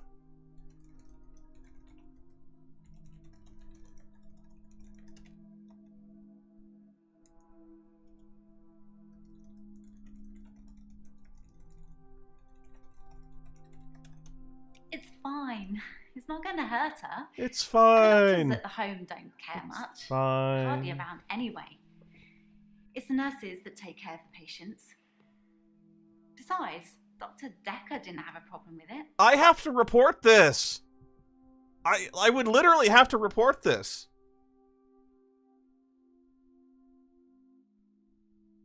Like, she would have whatever license she has revoked. That's evil.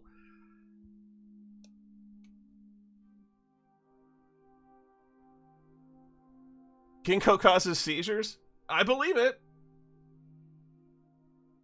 Well, in fact, I don't know what to believe, and that's the point. Only doctors should be prescribing this shit.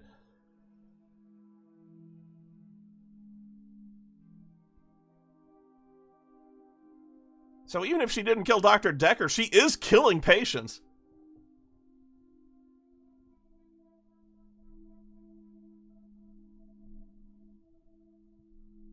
Hilda is dying, so the herbal compound isn't working.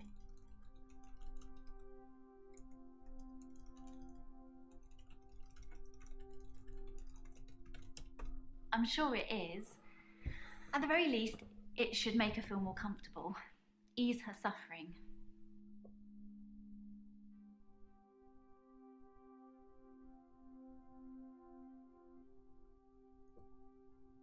This is wrong, E.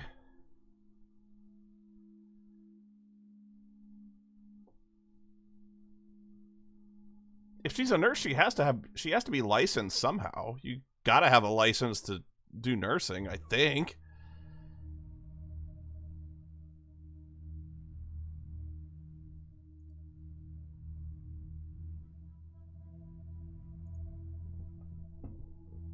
Why would I want Mariana's address?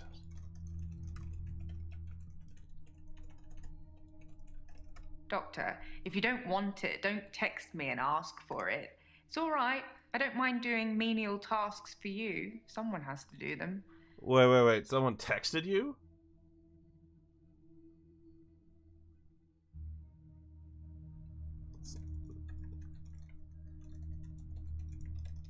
That's not something I didn't text you. Well, maybe someone sneaked your phone during a session and texted? I know they all look innocent, but if it's not nailed down, there's a good chance they'll walk away with it. You know, I used to have an iPad. And a Surface.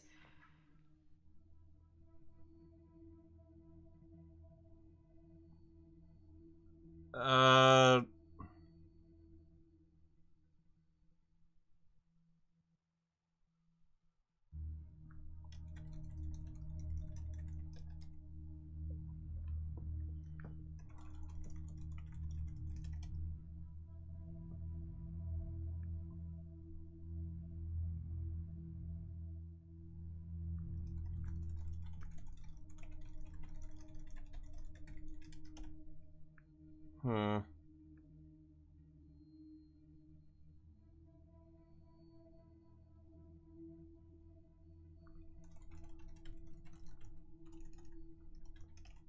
Dr. Dekker asked me to have dinner with him for Valentine's. I refused, obviously, because you don't sleep where you eat or something like that. But it was flattering, especially with competition like Mariana around. Competition?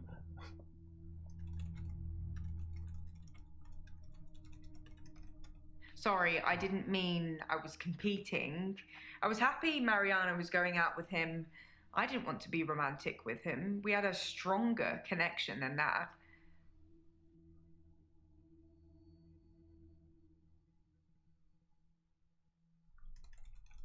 What are you reading? Nope. What book is that? In Cult of the Kinetic Mind, the author suggests that everyone is capable of psychokinesis and that the cult leaders specifically had these powers that turned their followers into disciples. It's not a fun read, but if you're into psychology, it's a blast.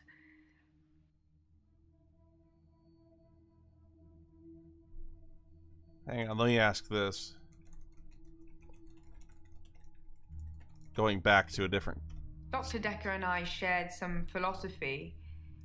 We'd both read The Cult of the Kinetic Mind, and we agreed with a lot of what it said. Have you read that book, Doctor? No.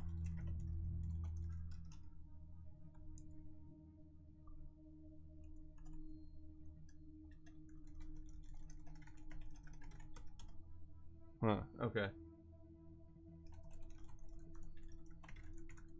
What's psychokinesis? Psychokinesis is the ability to change the physical world without actually touching it, just by using your mind.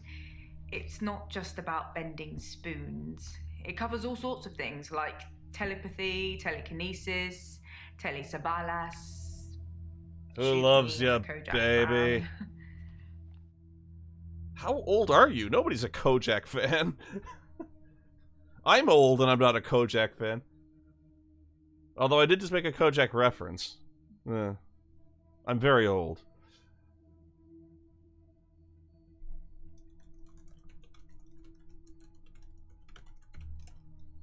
you believe in psychokinesis? Like I said, all those cool things are in Cult of the Kinetic Mind, apart from Kojak, obviously. If you ever get a patient who thinks they can change the world with just their mind, then duck, just in case they can.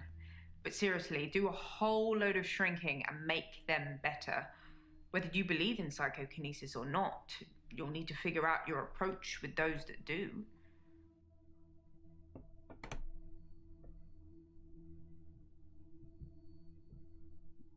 What are you talking? What approach? How do you make people who think they have special powers better? Do you remain passive and support, encourage them, take them away?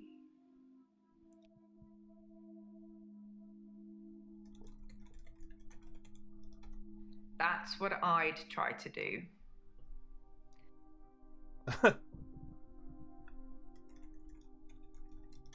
You're overthinking things.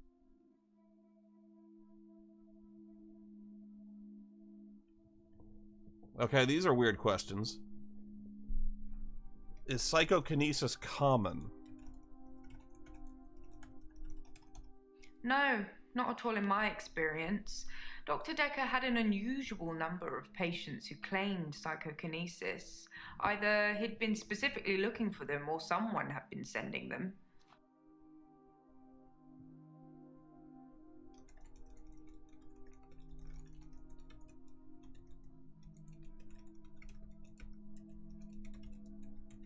Why would someone send psychokinetic patients here? It's entirely possible that someone is targeting this practice with psychokinetic patients. To what end, I don't know. It's no coincidence that most psychokinetic patients are diagnosed as insane, or at least temporarily insane. It's a handy diagnosis if you're facing criminal prosecution. I know, right? Especially if it's for murder. St. John's wort makes you allergic to sunlight. Valerian's root is calming but gives you heart palpitations. And borage is carcinogenic. Yeah.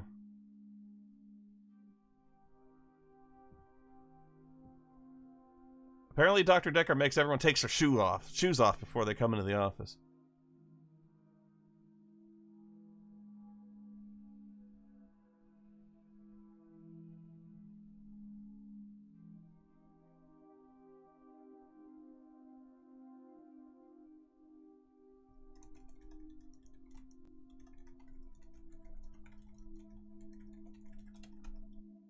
Hmm.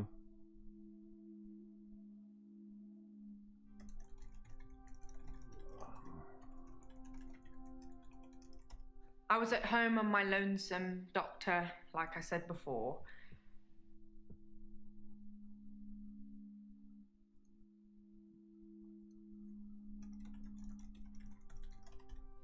I'm a bit of a bookworm. I'm one of those annoying, constantly self-improving, overachieving types. Takes one to know one, eh, Doctor? She's still very sus to me.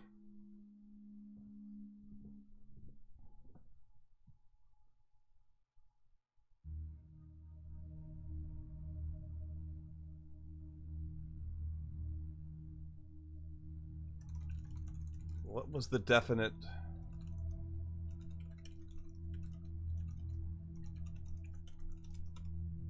Oh, I already asked that.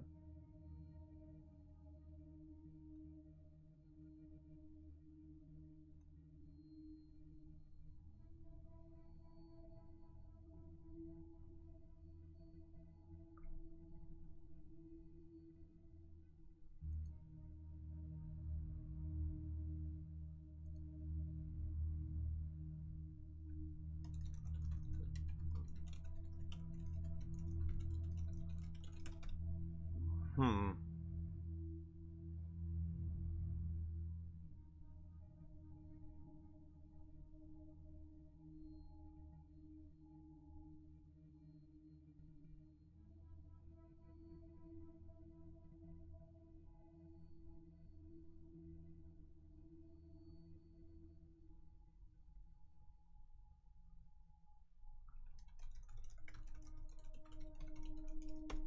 Yes, psychology. I think you'll find it's relevant, Doctor.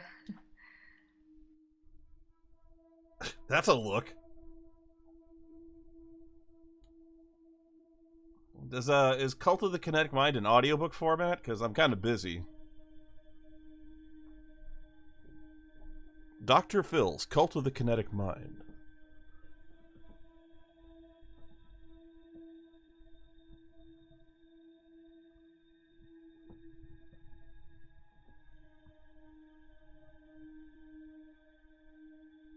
Why couldn't Mariana concentrate? Honestly, I think Dr. Dekker had a bit of a crush on Mariana, or vice versa. I'm not really sure. There's some footage from their home sessions if you want to see them. There is? Yes! That was a joke, Doctor. Damn it! I guess we found our level. Damn it! You just shot up on my suspect list.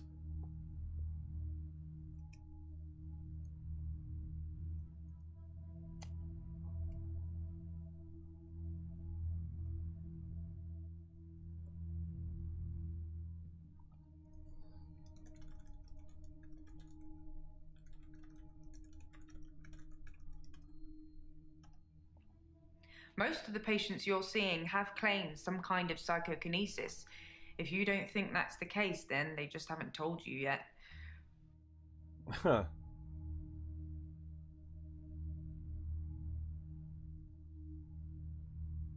What do cult leaders have to do with it? Followers and disciples have a very strong tie to their cult leaders, almost like they've been brainwashed. The author suggests that this is because they've witnessed some kind of psychokinesis, like pyrokinesis or telekinesis.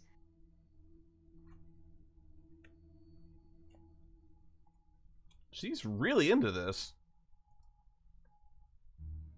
No.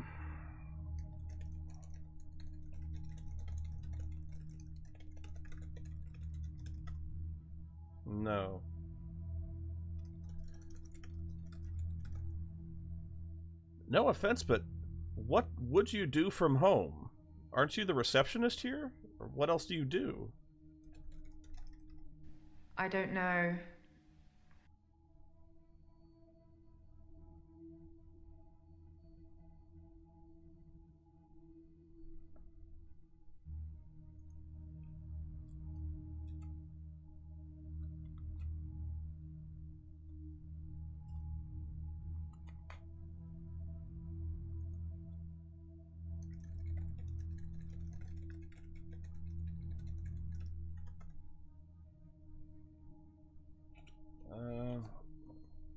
She should be clear. I'm not sure what I haven't asked her yet. But according to the guide, she should be in the clear.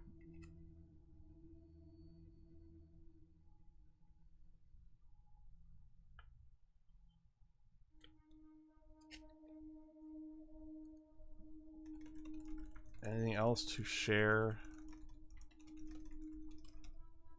No.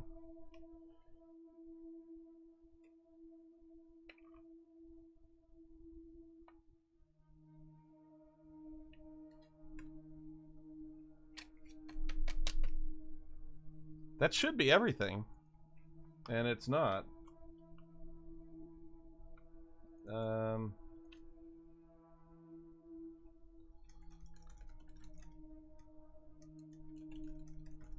know Sarah Dekker.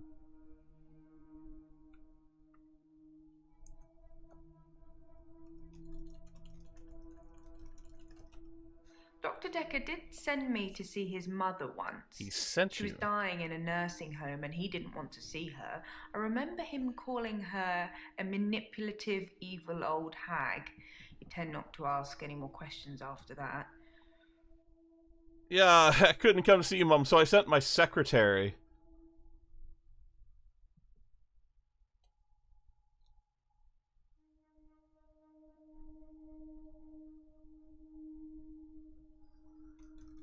Did you talk to Nathan much? He talked to me a bit. It's been bothering me, but I think I should share it. My key card went missing on Valentine's Day, and Nathan had it. Well, he gave it back to me in the morning. Aha! We found it on the floor of the office, but I don't drop things, Doctor. Not key cards. I checked the access log, and it was used at 10:05 on Valentine's night. I guess it doesn't prove he used it, but somebody did. Aha! Nathan, you're in trouble, my Holmes. I haven't mentioned it to the police yet. I'm still thinking about it. No, you should definitely mention it to the police.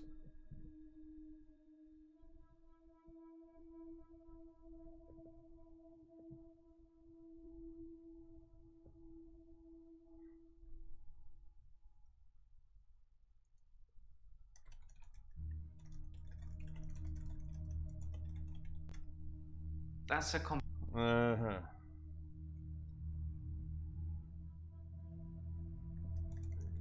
You found a key card? Yeah. I found it on the floor of the office. Dr. Dekker suggested I search for treasure that was in front of me. Uh-huh. I didn't know what it was when I picked it up. I just put it in my pocket. It was only later that I realised. This looks bad, doesn't it? Yeah! It wasn't used to gain entry on Valentine's Day, was it? I think you need to lawyer up, Nate.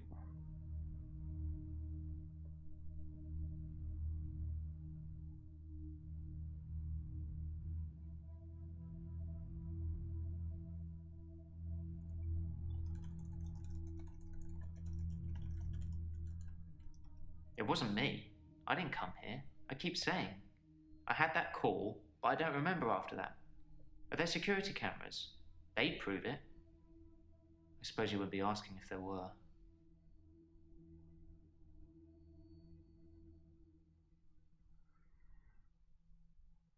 You got some splaining to do.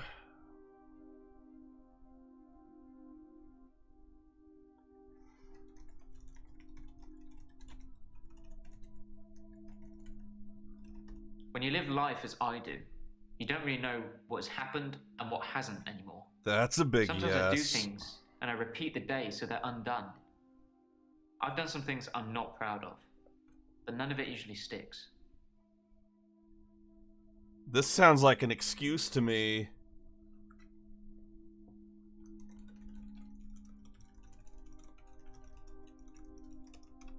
Dekker was a dangerous person. I'm glad he's dead. You'll get no glowing references from me. Nathan did it.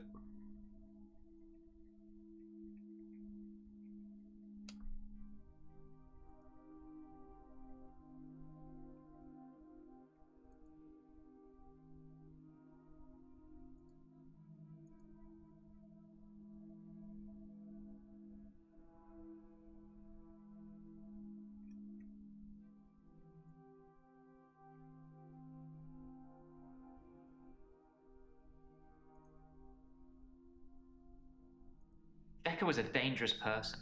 I'm glad he's dead. You'll get no glowing references from me.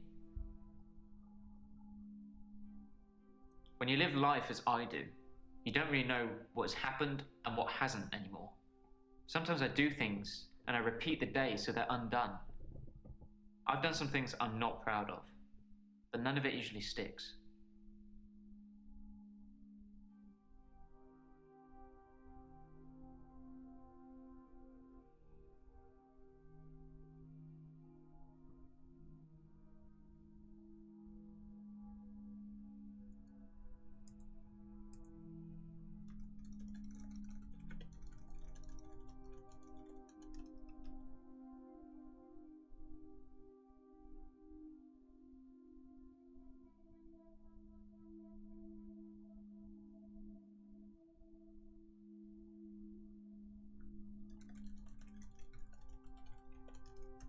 I think that he possibly cursed other people, a bit like he cursed me. Sometimes you could see he was bursting to tell me about it, but he couldn't. He was ecstatic with power.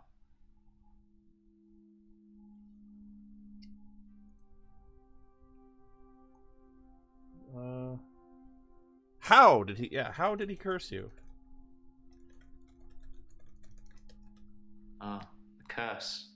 remembered. I was hoping he'd forget. It's going to sound crazy. Mm-hmm. Dr. Dekker said No, I would no. never be able to move forward until I came to terms with my grief.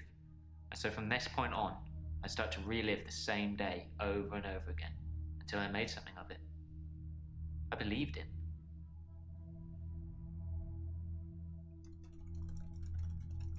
Are you coming to terms with your grief? Like I said, it takes something like a tragic event to move my day forward. I do more and more bizarre things to try and get things moving. It's a curse, like I said.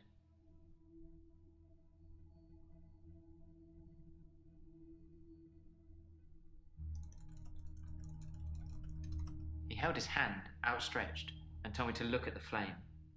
There was no flame, and then there was. He was holding a flame in his hand that had come out of Whoa! nowhere. And he tried to hypnotize me to make me forget it.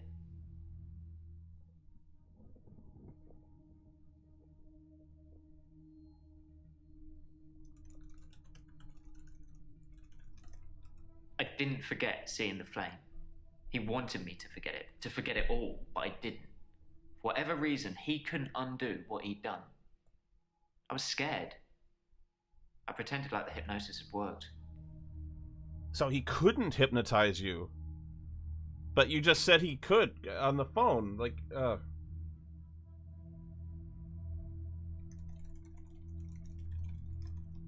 was scared what Dr. Dekker would do to me if he found out I still knew. So I had to play along. Keep coming to the sessions. Pretend I hadn't seen what he'd done. yeah, but I just saw it. It was awful, because I was suffering through the same days over and over again. But I couldn't talk to him about it, because he'd know.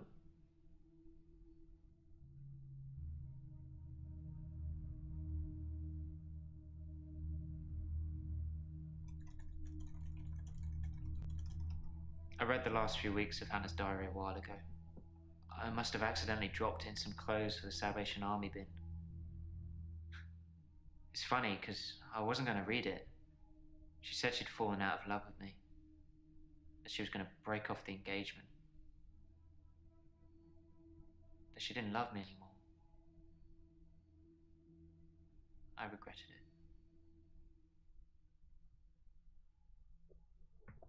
Gee, that sounds like motive for another murder. Are we sure that Lori thing was an accident?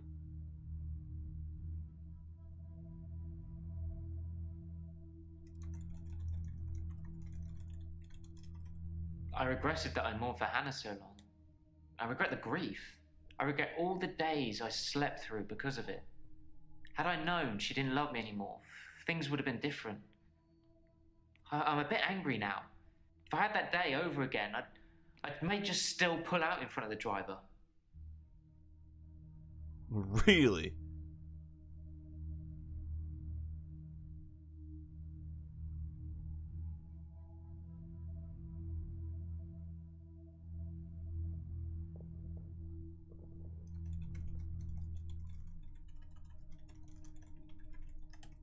Can we maybe not talk about Hannah anymore? And thanks for the dating advice, by the way. Wait, what? What dating advice? You told me not to look for anyone else until I was ready. So I didn't. I've just been sitting at home, reading Hannah's diary, stewing.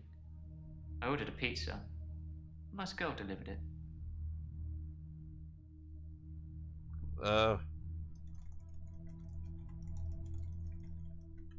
Pizza girl? It took a week of days to get that pizza girl to smile. And you know what did it? A tip, as much as the pizza cost. So money does make you happy. So you tried to get this girl in the sack for a whole week, huh?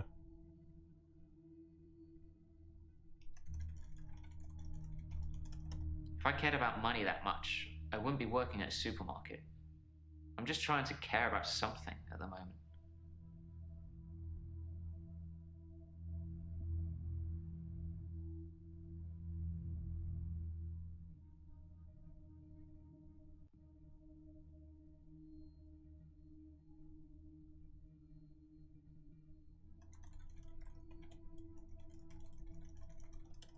I intentionally cut myself, publicly humiliate myself, I steal things, I hurt people around me, just enough to get another day to start. I ran out of people around me pretty quickly. I have to report you. You know, if you confess to a felony to a doctor or wanting to commit a felony, they do have to call the police.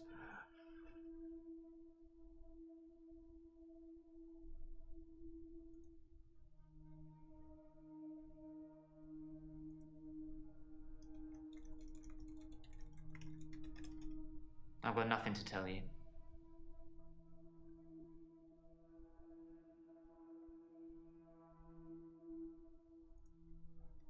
Why did Dr. Dekker want you to forget?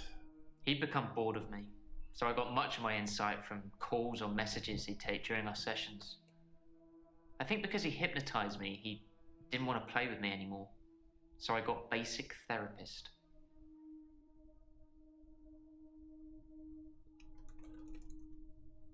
What's a basic therapist? He told me lots of people get depression, to become more active, see more people. And although he wouldn't always be there to listen, Jaya would be. Jaya? Yeah, I talked to her quite a lot. I'm not sure how many days of that she'd remember. She seemed to care, which is more I can say for Dekker.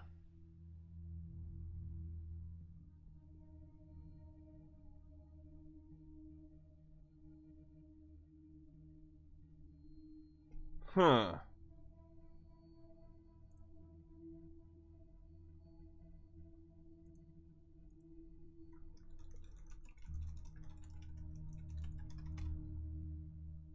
Oh, I already asked her about that. Yeah.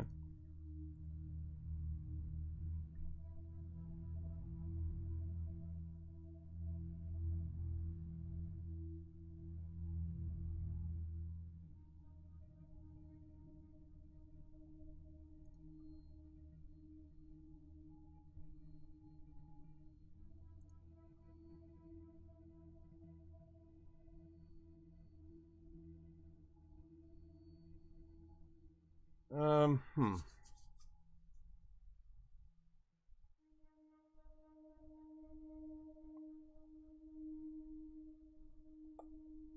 I'm trying to find... I'm looking at a no spoiler guide, which is...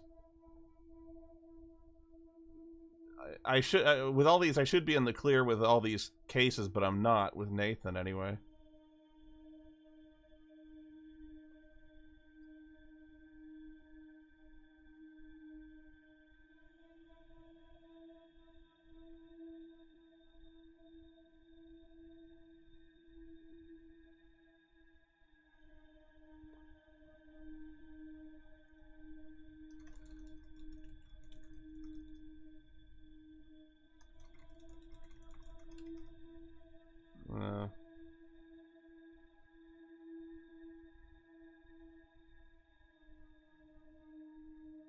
What happened with the Salvation Army then? I think I already asked this.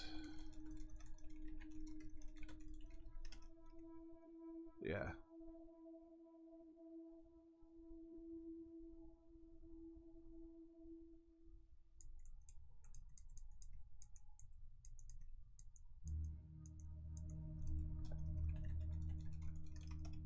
A few weeks ago, it's still sinking in. I suppose living a lie is just the norm nowadays. Huh.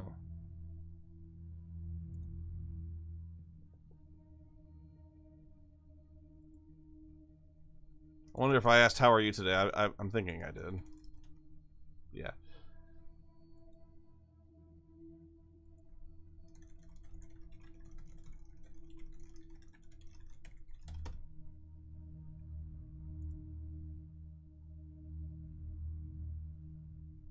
Why did you believe Dekker? I didn't want to believe him. I remember I said, you can't just say things and they happen. He laughed and laughed. I think he was going mad. He said he'd give me a demonstration. Okay, that cleared him. This game is a little too hung up on trigger, like one particular trigger question.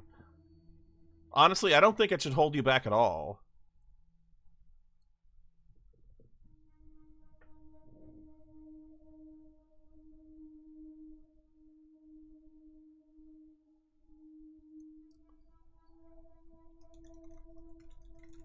I have to spell checks the way the Brits spell checks.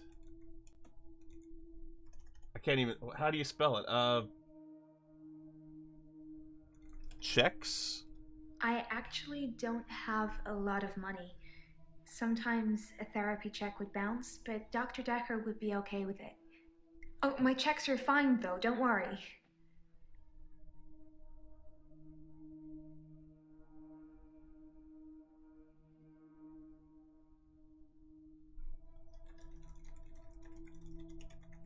Do you have money problems? I'm not broke.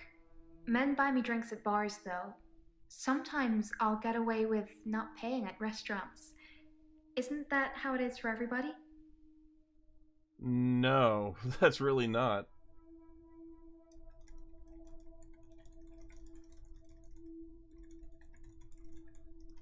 It's just good manners to accept when someone offers to buy you a drink. I'm a very good-natured girl.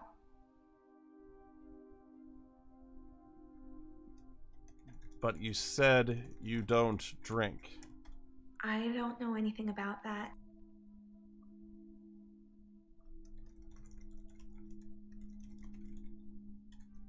Do you often go to bars and restaurants? I mainly like drive-thrus. I don't like crowds, and I find it difficult to stay in the same place for too long. I guess I'm a fidget. You like drive-through bars? Yeah, those are great.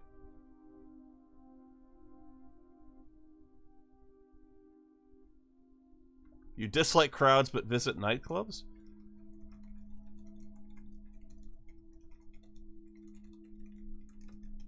Crowds at nightclubs and bars are different. The lights are dim. You can slink around without attracting too much attention. Somehow I think not attracting attention isn't exactly your thing. I think you'd rather, you slink around. Sometimes I'll kiss a guy in a club, and then he just follows me. Well, yeah. Wherever I go. It's creepy. But yeah, but you just... I don't want everyone seeing that.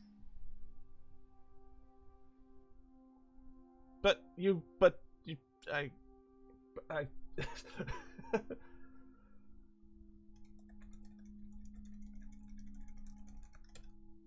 I kissed this guy out of nowhere and he started following me. I wonder what's up with that. Maybe he thinks you like him. I don't know. They follow me. Wherever I go. Anywhere you go. Anywhere. Where do you think they follow me, Doctor? I'll follow you down.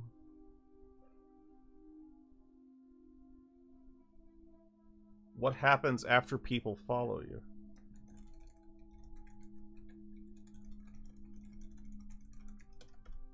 It depends where they follow me. If they follow me home, they bang on the door for an hour or so, then leave. Other places, they just disappear. What? I don't see them again.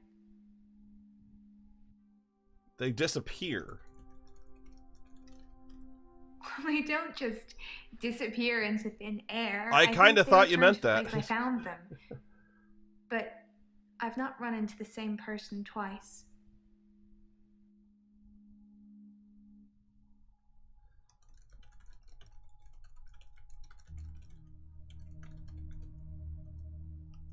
You've got a good memory, Doctor. Let's talk dreams. Sometimes I'll dream about a light.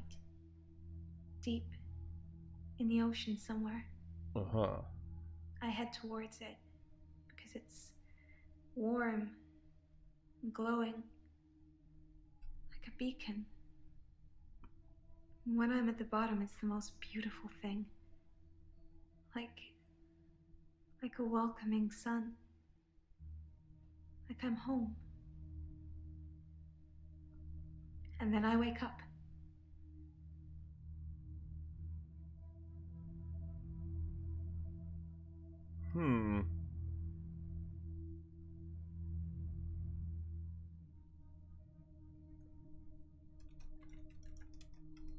It's so beautiful.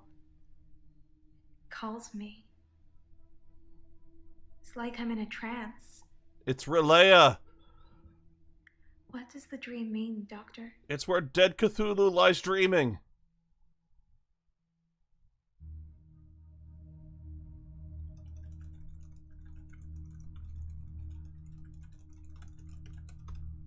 I guess. I hate being in the same place for too long. Maybe I'm always searching for paradise or something.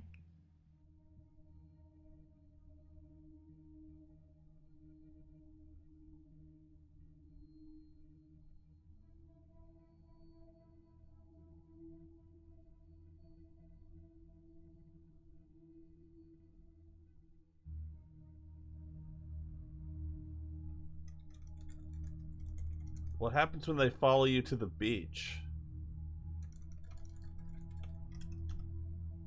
Yeah.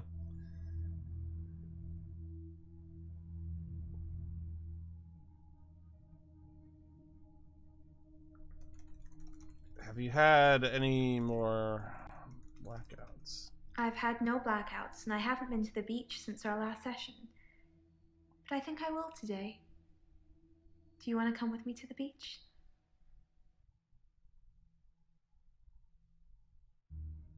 You know, this is tricky because I actually kind of would like to go, but you believe it or not, from a strictly professional sense.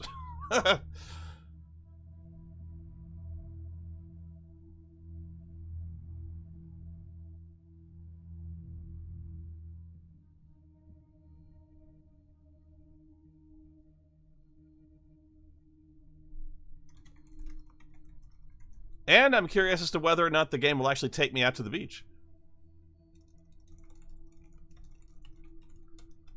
Doctor, I think you're getting a little anxious. If you ever wanted to visit the beach, you can just turn up. It's not mine. No, but I don't want to... It's not the beach, it's the... Never mind.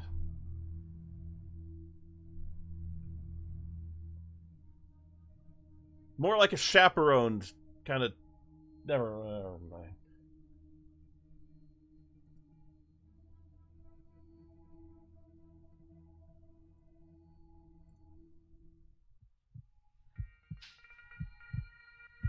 You can stop looking at me like that. You've made me do this. And don't try and escape. You're all tied up.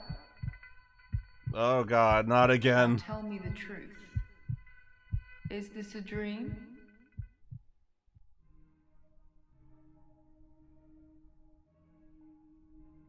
This has to be a dream, because ordinarily I have to pay extra to be tied up like this.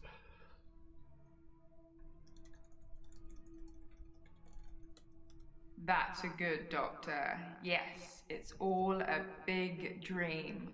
So let's get down to business. Do you believe that people can have kinetic powers?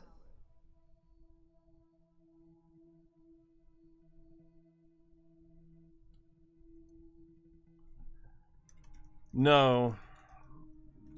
People can't have kinetic powers.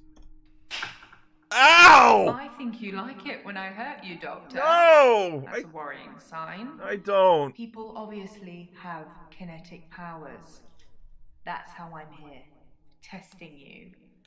Now, how do we treat people with kinetic powers? Do we encourage them or do we discourage them?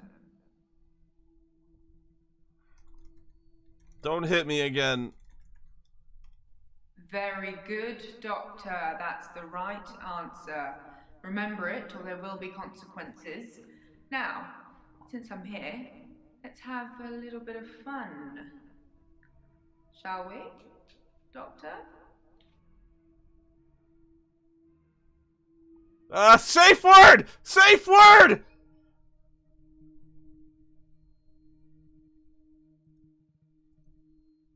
They There's someone else in my hour. I brought David back to life. I removed the chains, dressed her. It was Iris. We could try shifting now. Would you like to see David, Doctor? Sorry. We both read The Cult of the Kinetic Mind. I'm not broke. It's no coincidence that most psychokinetic patients are Grateful if you could see your way to declaring me insane, or at least temporarily insane. There was no flame. And then there was. I'll kiss a guy, I pretended like the hypnosis had worked. and then he just follows me Can we maybe not talk about Hannah anymore? wherever I go. It may just still pull out in front of the driver. Hat's an der Kaiser Susie! Kaiser Susie! Morning, Doctor.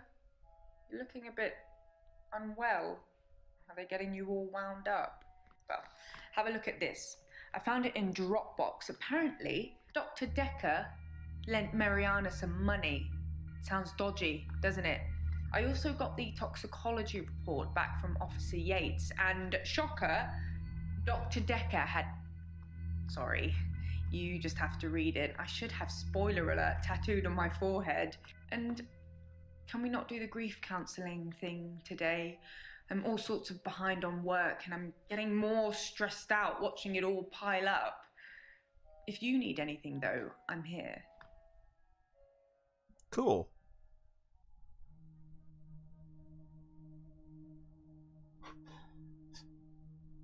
That is not something you needed shouted in your house. Safe word. Sorry. Oh, hey, Scarlet. I remember Mariana mentioned you.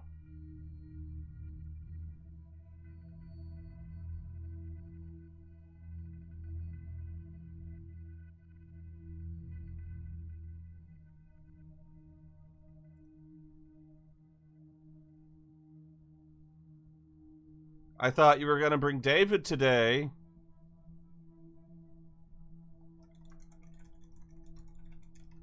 There's no lake house today, sorry. David's not doing very well. He's caused a problem with the girl. I need to do something. Well, it's not my fault you created a frickin' Frankenstein.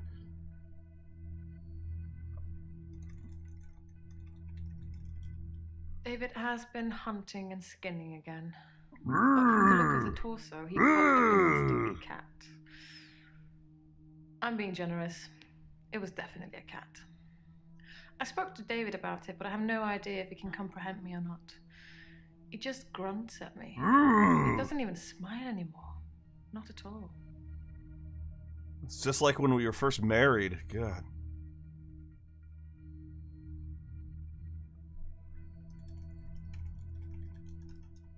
Yes, sorry. I left out an important detail. The girl, Anushka, she was crying because her cat had gone missing. Oh And no. she thinks that David killed it. Doctor, I'm worried. You think there might be a connection?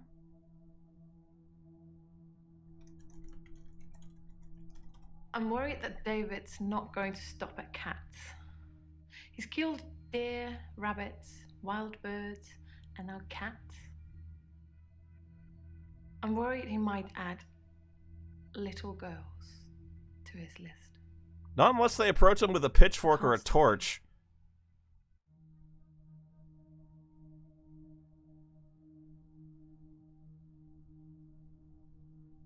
I think I'm pretty much ready to accuse Nathan of murder here.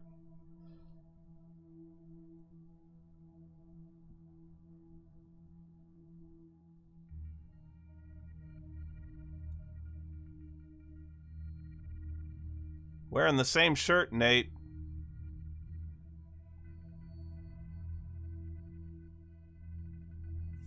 But at the beginning of Act 4 is, I think, where I'll call it a stop for it for now. I get the feeling we're near the end. So I think the next time you see me, we'll wrap this game up and we'll find out who, in fact, brought about the end of Dr. Dekker. But until then, thanks for showing up, everybody. I really appreciate you coming here and helping out. I'll see you next time.